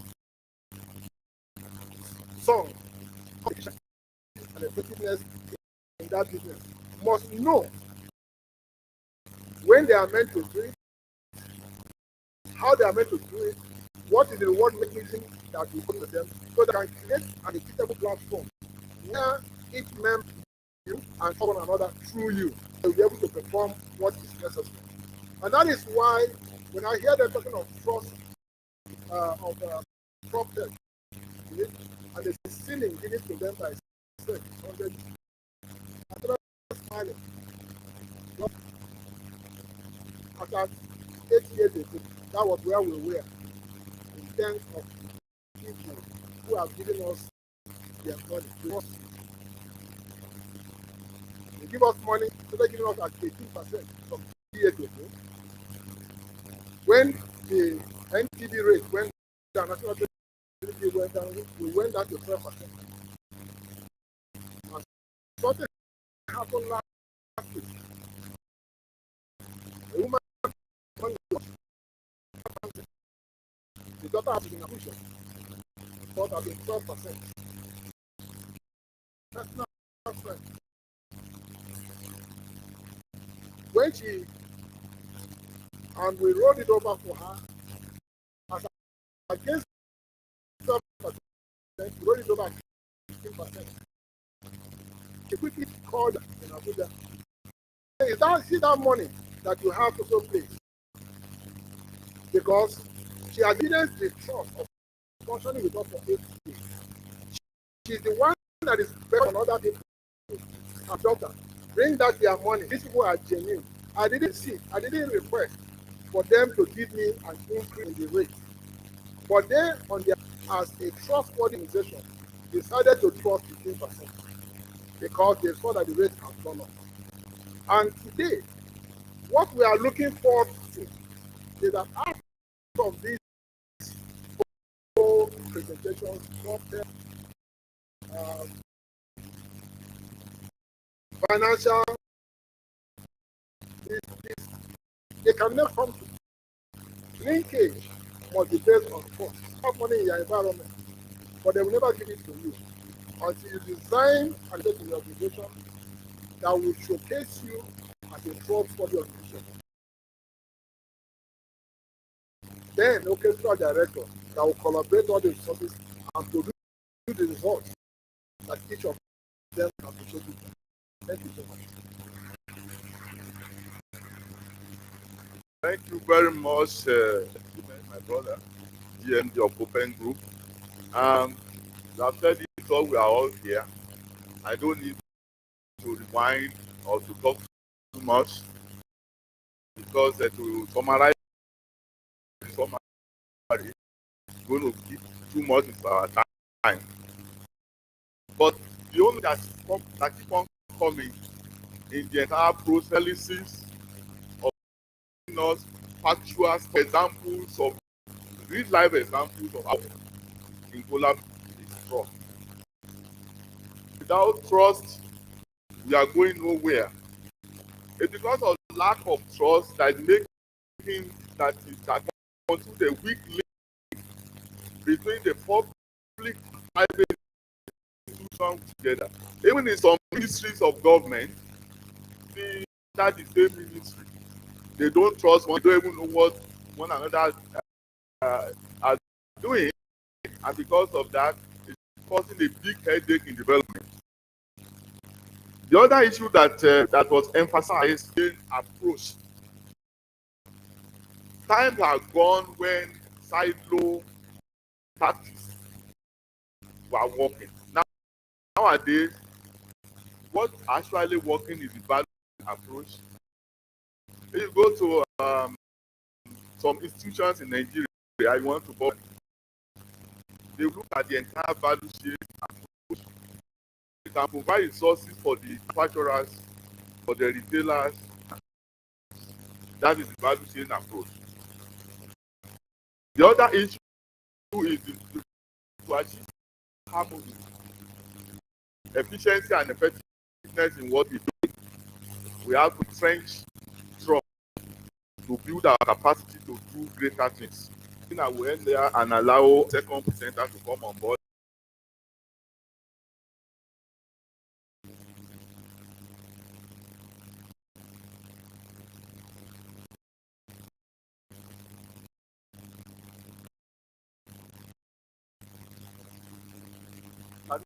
Okay.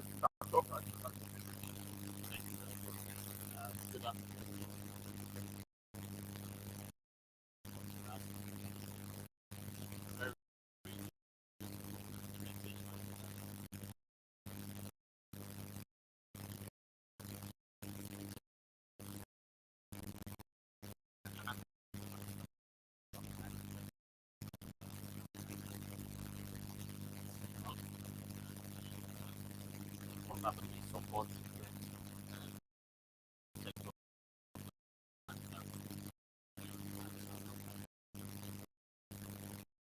even what we discussed, what five points that out. I think the first part of it was presentation.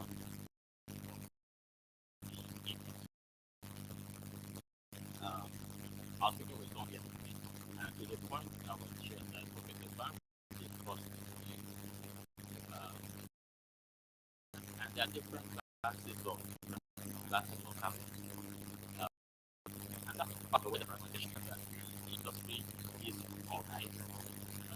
When we share developer classes and share developer classes to tailor solutions each segment.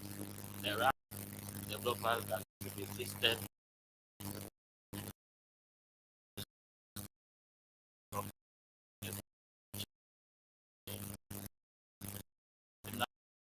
to how we support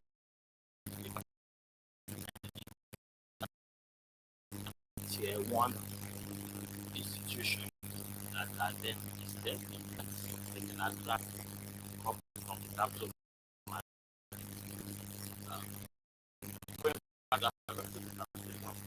If you want that we tell the non that we have type of process. We tell the non that and at the same time we are doing options right now.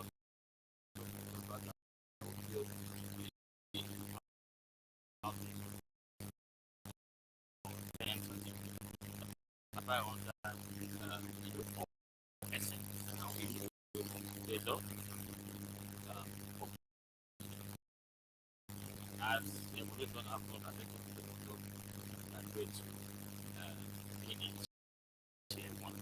And captures this then attract deeper. And it's not just that, it's also formation. Equity. There's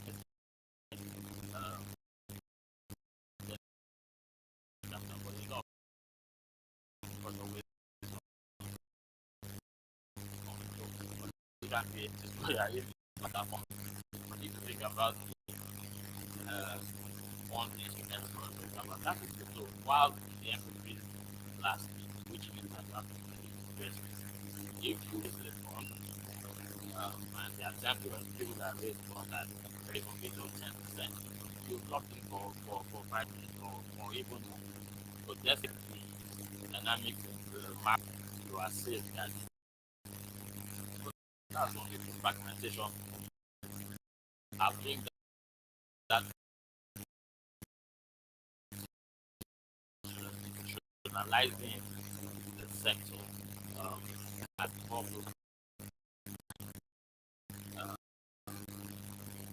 when there was a time it is going to end up reporting project, but the reality what it is when the statistic on it in order to be considered of 4.6%, as that the is of the sector and the key component, of that sector. So it accounts for 70% of the sector housing in all these.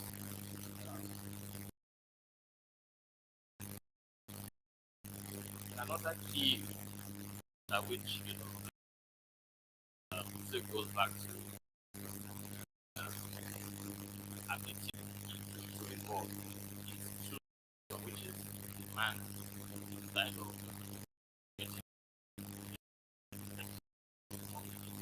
as well as the supply side. And I've talked about the element is right.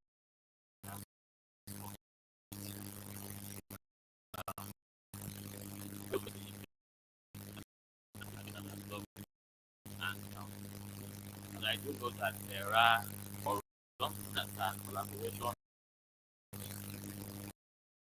and those solutions are meant to drive innovation. That there's a lot of solutions about family working with working with. Yeah, but it's important that those frameworks are set at that and the key supporter those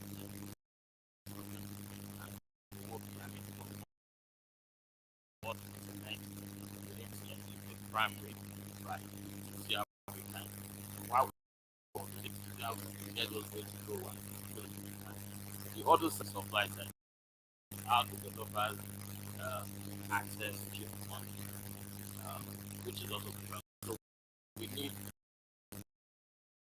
if you think about it, there are many sectors where this is where those that over in middle time. So I think the one that is going to push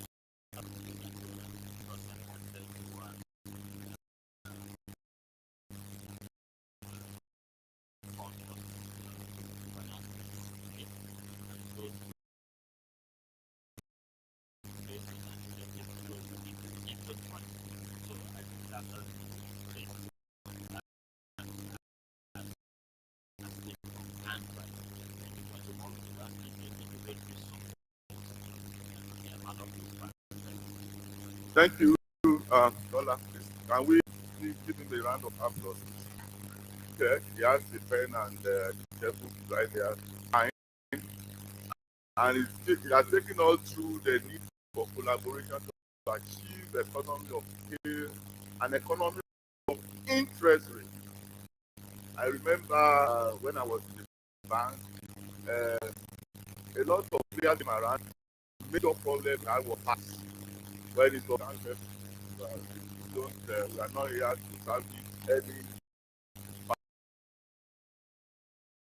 facility that less than $30 million. So you are come high approach for you to say it's for us to collaborate and work together and form a bigger organization one way or the other so as to have access to that can promote lower interest rates and costs so that affordability can be much for that. And let me now move to there's a speaker that is coming from Anambra State, the senior advocate of Nigeria. I don't know. Are you ready for it? Okay. That is Professor. I'm not going to switch today. Professor Amuchiad. Did I pronounce it well? Oh, very well. Otherwise, I'm correcting for SAN. Please. Oh, that's very much. I didn't hear that. Thank you very much.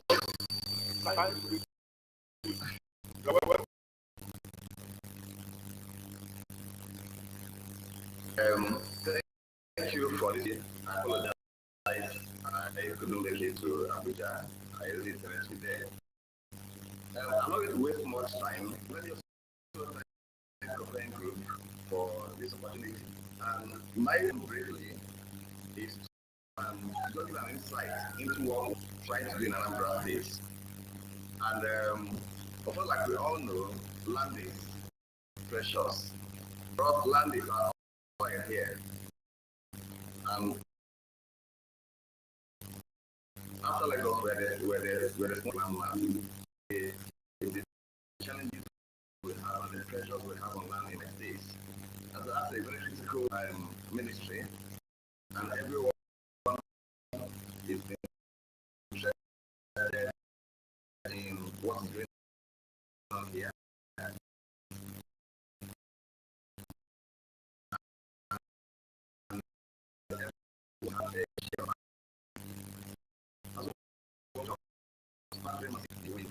We all know we have become our objective. And I don't know, I'm passionate about building modern cities. Part of our plan is to build modern cities and white land cities and cities. And that's what we're working on. And we hope that in a lot of projects we have in mind. At the moment, we've had a lot of presentations, we've had a lot of visits from really the states to achieve this objective. And the part of land is that the only way you can create wealth for us here. So what I think we need to do is to have an efficient and effective land management system. It's been a major problem over the years in my day.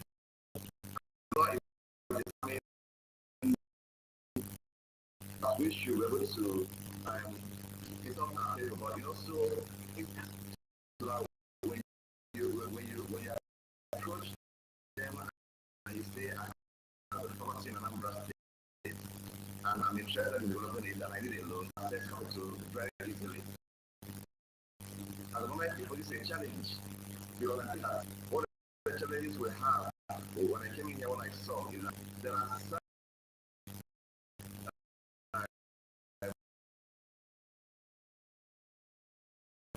land disputes all over the place.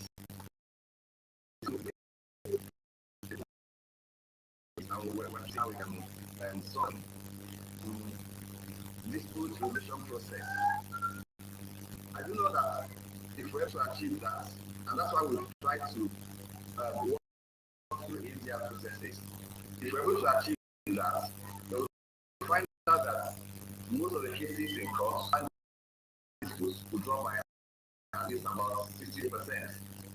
The moment we have a committee set up to review all the land disputes we have, especially in respect of what we call the land, and to see how put some results of course, because in most of them we make a party or it's a party. And people see us for different reasons. So we work for some notice, model allocations, etc., etc. And we hope to solve what invest in the states. But in doing that, we're taking from the lessons of the past. And for the new cities we want to bring into a city we want to create, we are taking steps to ensure that the mistakes of the past do not repeat. So we have communities and we go sometimes that we don't repeat the mistakes of the past.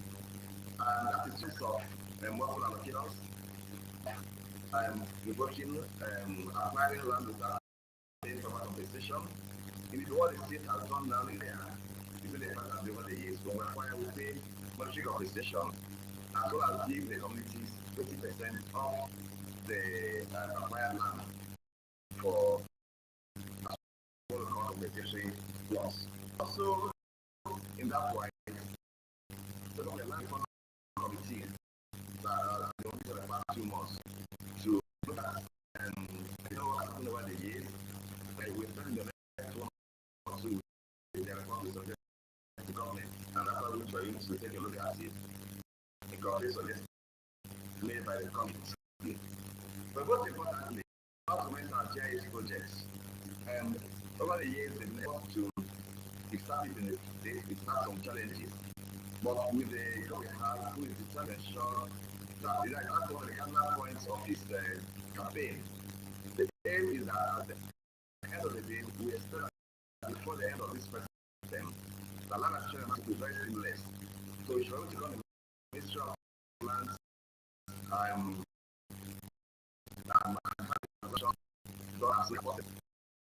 so we hope that in the next 3 weeks, and it's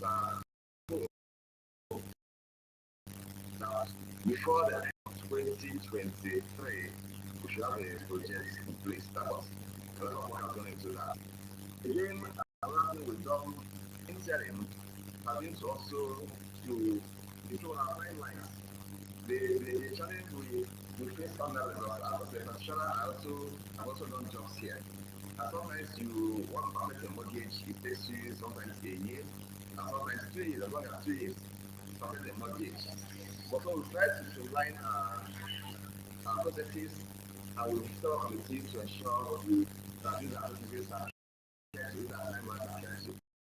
The aim is to increase in spending things we saw in the Ministry of Lands here in Anambra State. We have a lot of them, for them to all of a lot of places, a lot of properties you can't even use to access those days. So what do we want to do in that regard?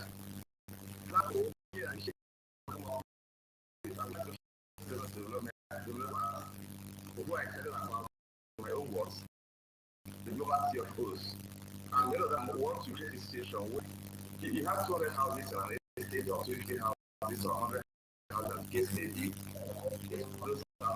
It's not going to have a CFO on its own. And we is prepared to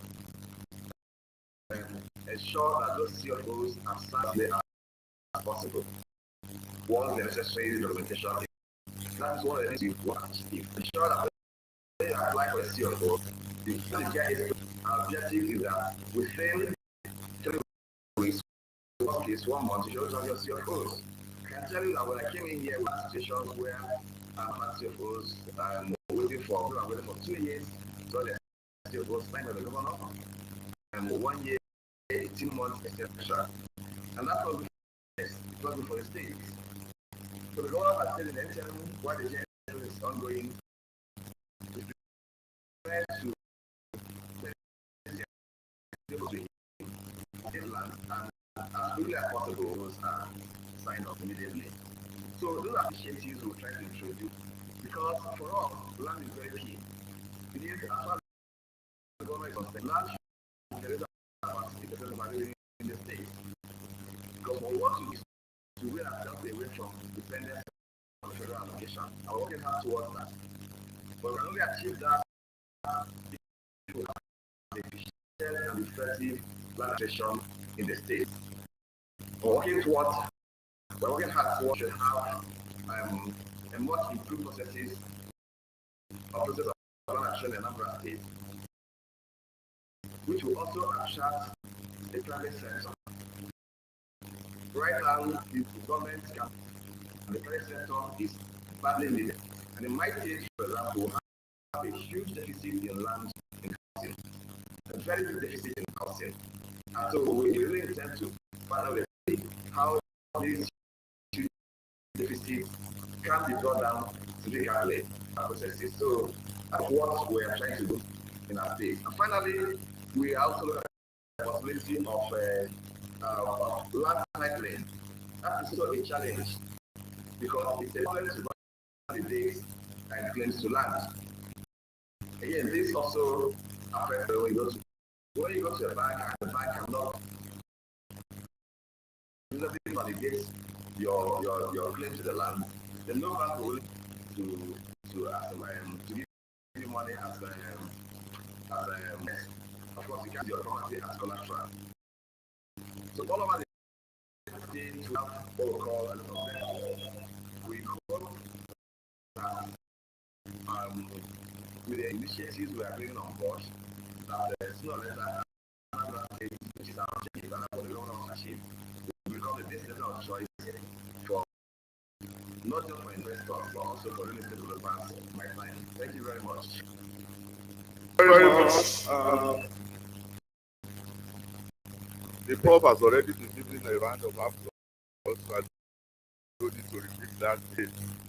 Before you gave us this lecture and took us through that, just the way I was wishing that the federal mortgage will be rescued from its threat.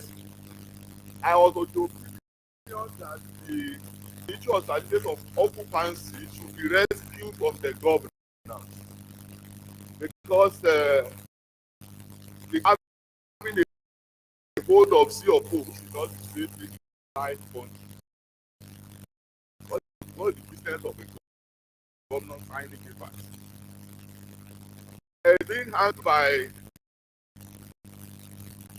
an institution that's very efficient that within a day you are buying a property. But after I listen session, I'm about to change my mind. Another issue is that I used to think that it was the house of professors.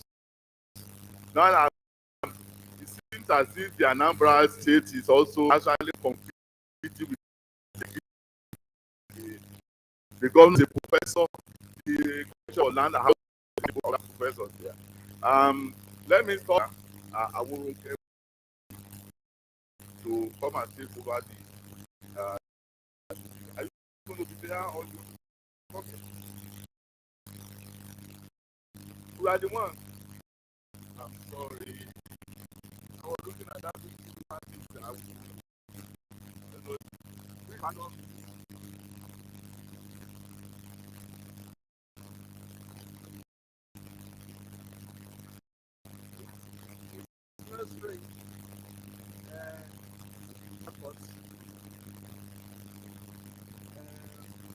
One of the few men that are there for me.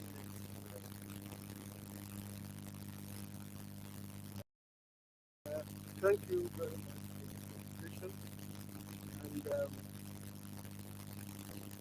And like my friends say, understand the high stand existing protocol. Whether he was there,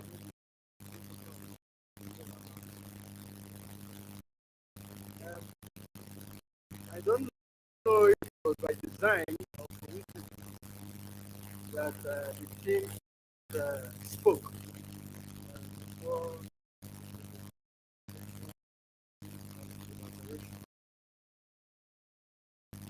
because they vote for him. But there are 10 steps. Can we have the slide? But I won't take, I would rather speak to a couple of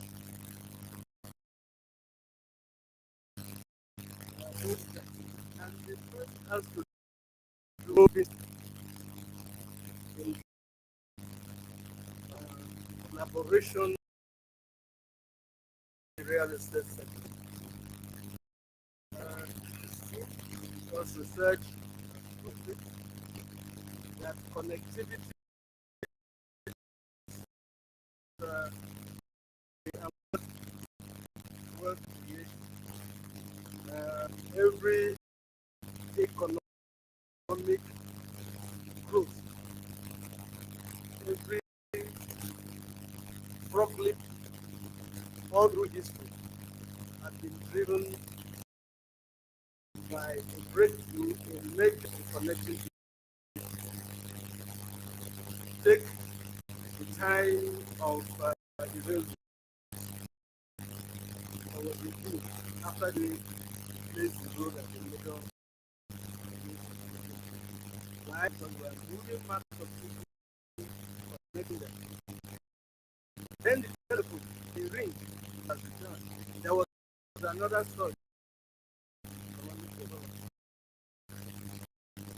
Then came the internet. At the time the internet was internet. Today's social media. Social media has created billionaires. Social media has created people created billion naira, $1 billion companies. Social created $1 trillion entity. Why? And what do they do? They are connected.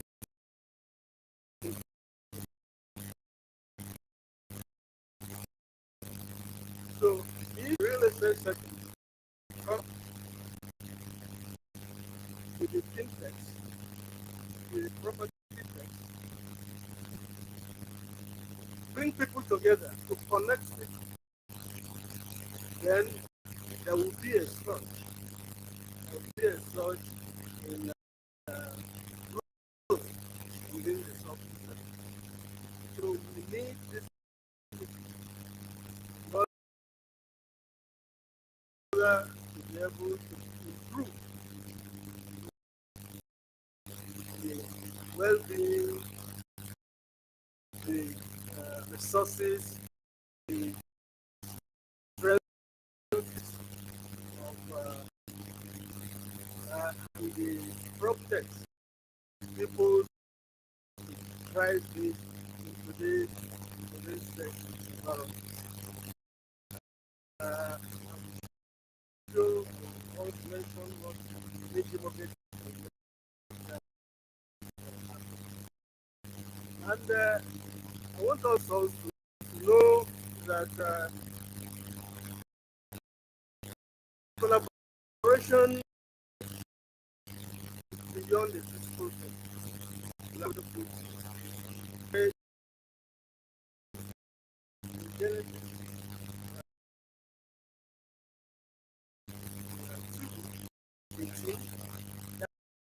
That it's not good for man to do. He wasn't just speaking and teaching to learn in the profession. He was saying it himself. So if you don't have a helper, you cannot make things. You must have it. So that's why God says He wants us to make a helper comparable. So if we take it from the perspective of it being a spiritual thing, then keying into it means that it will happen us, even as it happens when the telephone rings, even when it happens when the internet was So my point is that effective possible effective collaboration is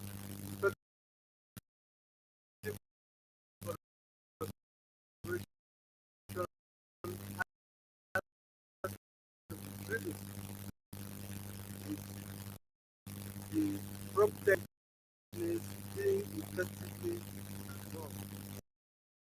And collaboration, you need to teach your own how to collaborate. If your teams are not working together, then there's no way they can bring together people to work together, because that's what the housing industry requires. For instance, to work in teams, and we also have cross-functional teams. We have cross-group teams, we have cross-regional teams. We have people from the North region working with people, other people in uh, East region on one single product. We cross-fertilize. And so to bring that culture, grow from the top, like the vocational admission, grow, ensure that you make your internal process at least may not be world class. Let it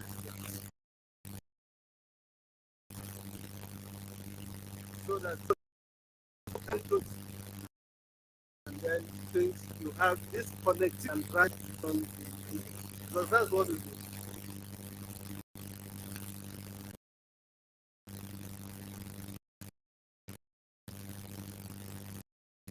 The only thing we need to do in promoting collaboration is identify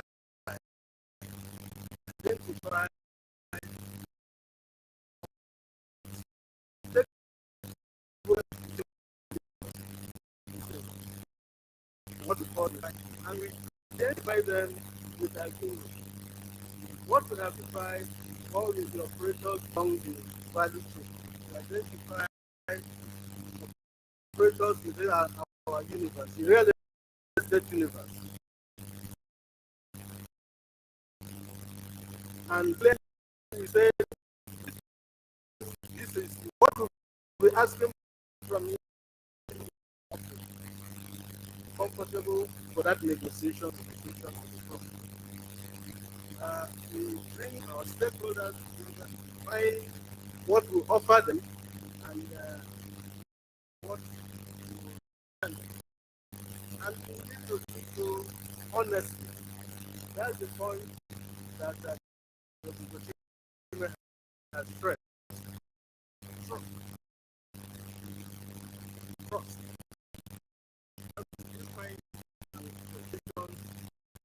Prior going out and ensuring that we keep our promises, our internal processes, tested what we say it is. So we need that in order to ensure that we create in this along this line. So we have an bank arising from our 2022 retreat, which was at this time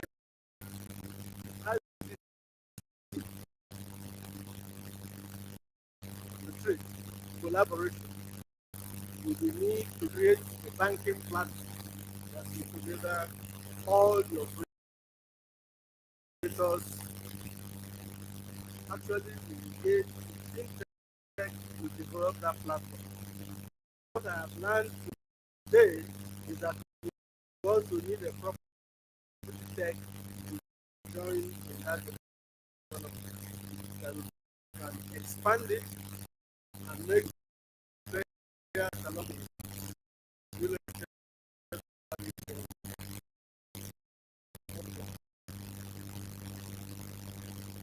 Because DMD have two major challenges. One is second is arising from scale with a narrow revenue. Two this, what in that capacity of any mortgage bank in Nigeria to do good contract. I don't know how many people doesn't seem possible. Why? Not a single possible people. Why? Because of the narrow shareholders, small shareholders. Why? Because we are all like village people. We play small and we remain poor.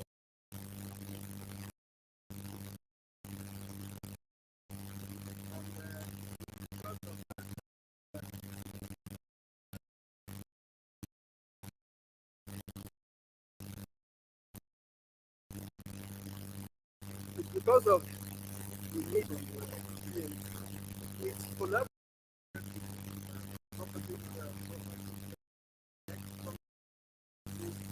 Collaborate with developers, collaborate with government.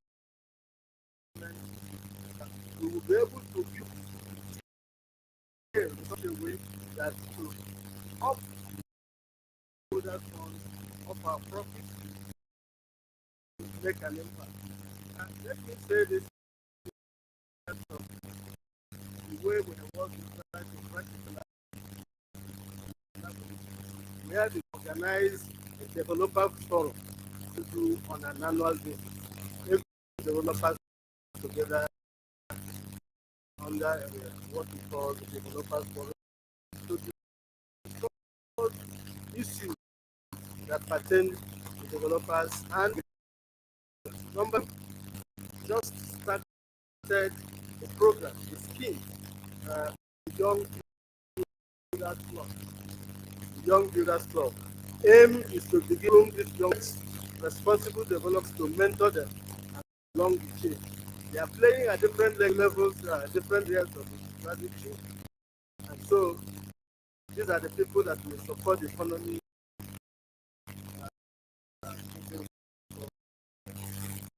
So one thing,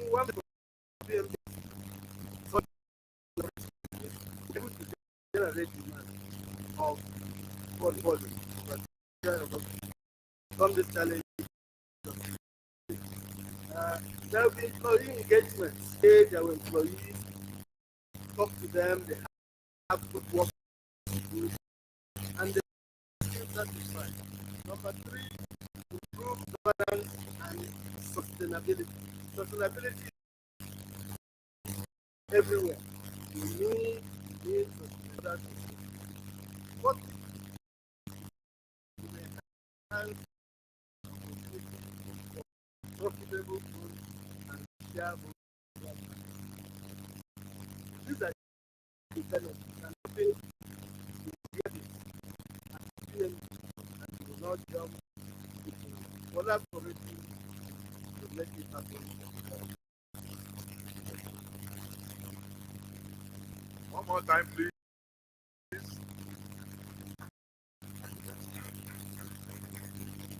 Thank you very much, my brother, for the way you have strategized that project begins to work for collaboration, and the need for charity begins. You have to collaborate internally first, and then what you can collaborate with other entities.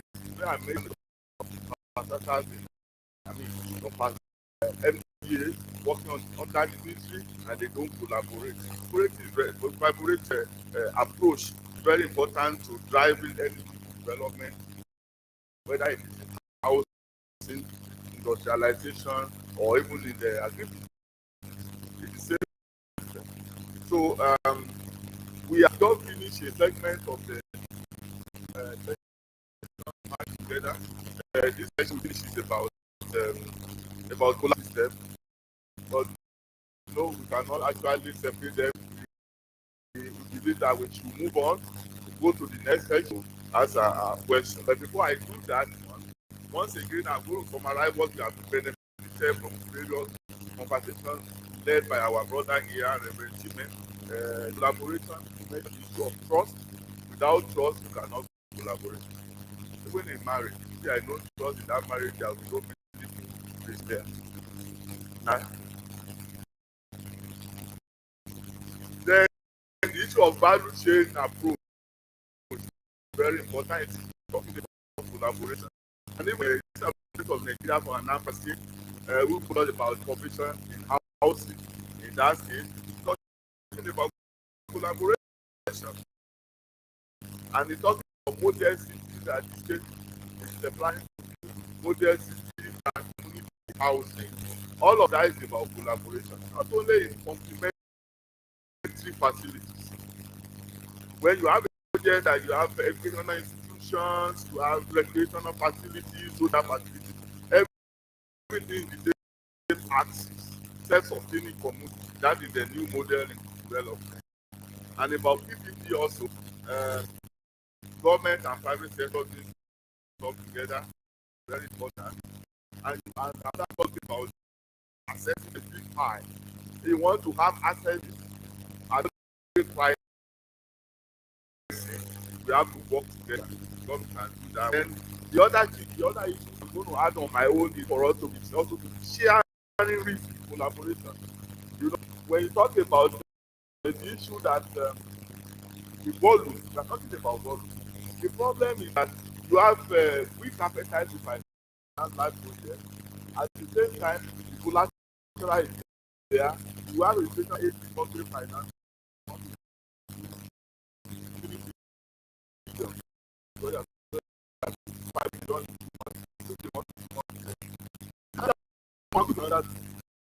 Another one want to do another 1 billion. Ready to they are ready to share the risk and then share the collateral. If the collateral was 10 billion, the one that first put 1 billion on the table to other collateral, 10 billion. The second one will say, no, I cannot, no. If either you give me, why? Why do you want a collateral of billion naira to secure 1 billion? Does it make PMI not provide the resources of 8 billion and then share the collateral of 10 billion? This is out of adjustment that we need to make in the country to make things better. And thank you for the young that's kind of thing. It's also with government. One of the reasons to development finance is massive all over the place is because of governance and management. You have a company, a part of the government that says is done by the wife and the father and mother, then found their owners. But as they move along, you need to find a way to have the governance and management that make it better and to be trusted. We now move to the data management system and that's the good. We have been with each other since started this program. So it's going to overcome. Good afternoon, everyone. Like the normal saying, everybody has to say, and I want to still say it. I'm standing on existing protocols. Today I'm going to speak on wages, and if you have watched, there have been this events since started. Everybody has been talking about that visa. I've been here last year, also I'm here visa. But the question is, our ability to dimension these data topics and be able to have a way for focus on solving the problem. So I want to be able to look at the real estate data, dimensioning it, and what we need to fix, and how to solve the problem. We all know that when it comes to real estate, every element of it generates data. From when you acquire land, you actually need to survey it, and that data is important. When you taking up figures, data is also generated. When you do a land transaction, done, you see a whole lot of data is required to manage a real estate. And this is important. And why it's so important is that if you actually look at the real estate and you look at the different components of data,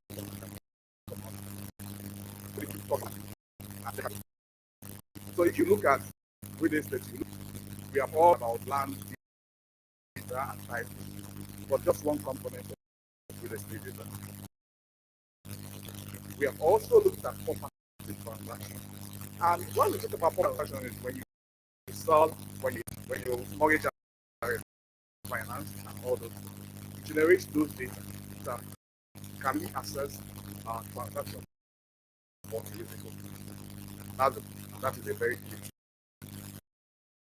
Then also market data. We have the local market data.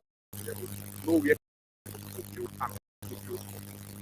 We see that you'll be creating products that will mismatch in the market. And this is so important. So as we are here, we should be looking at how do we populate this market data as much as possible and as fast as possible. Because basically, like for something you said yesterday, you can't buy a trade and without putting it to the trade price.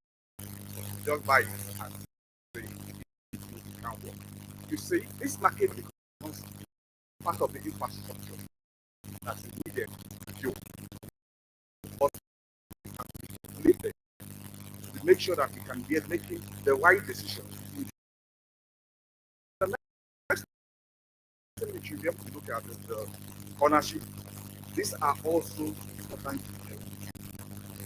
And when we say mortgage data, it's not only all but the information about mortgages. We did a little research back then, and we asked 10 persons. That is, we did like how many persons out of the steps of holding a mortgage, and we found people who are aware of all mortgages, just like that. And among those four, only they mentioned the first mortgage.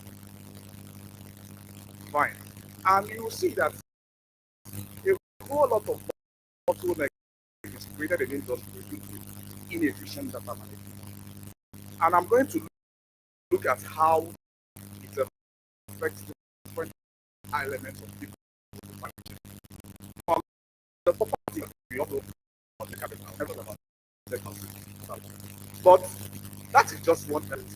You notice that the problem of conflict that we have been having, and it's all related to, most of them are related to that. When you have communities fight, they are always fighting about land, whether it's the ownership of land or border dispute. This is so important. You have delineated the borders so well, and you can effectively manage that. Those. Then to the developer, I've also looked at the documentation. Now, one of the things we don't really understand is that as a developer, there's a serious burden of documentation. Let me give you an example. If you are saying how many real estate companies here have lasted 60 years, so that if anybody should raise their hand, or two, probably. And that's important. A real estate developer, I think that the records of those that should be a position for review to 100 years. How do you really manage that?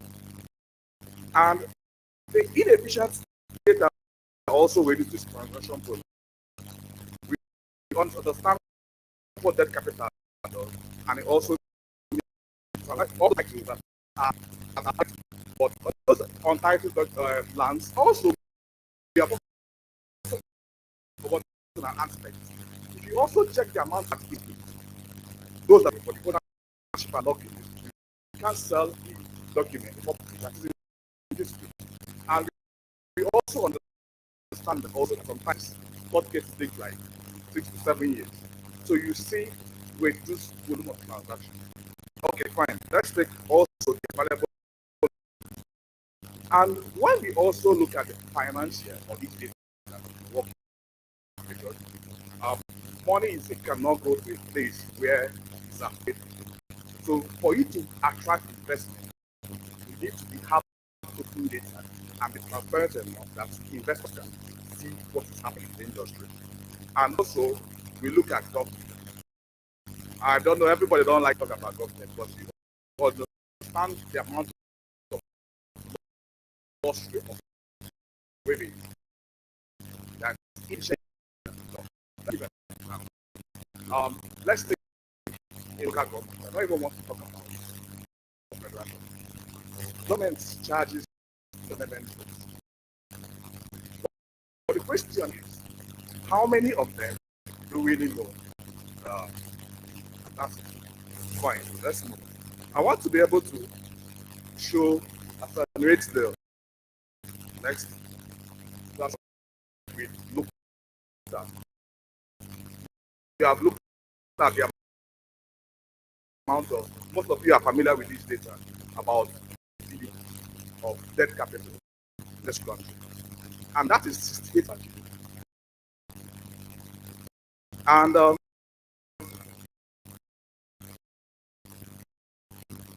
if you also look at the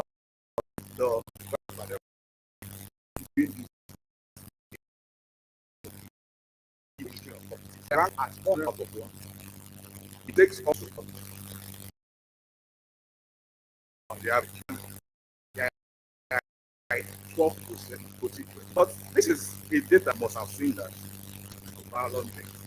that this land cost the property, the next slide, please.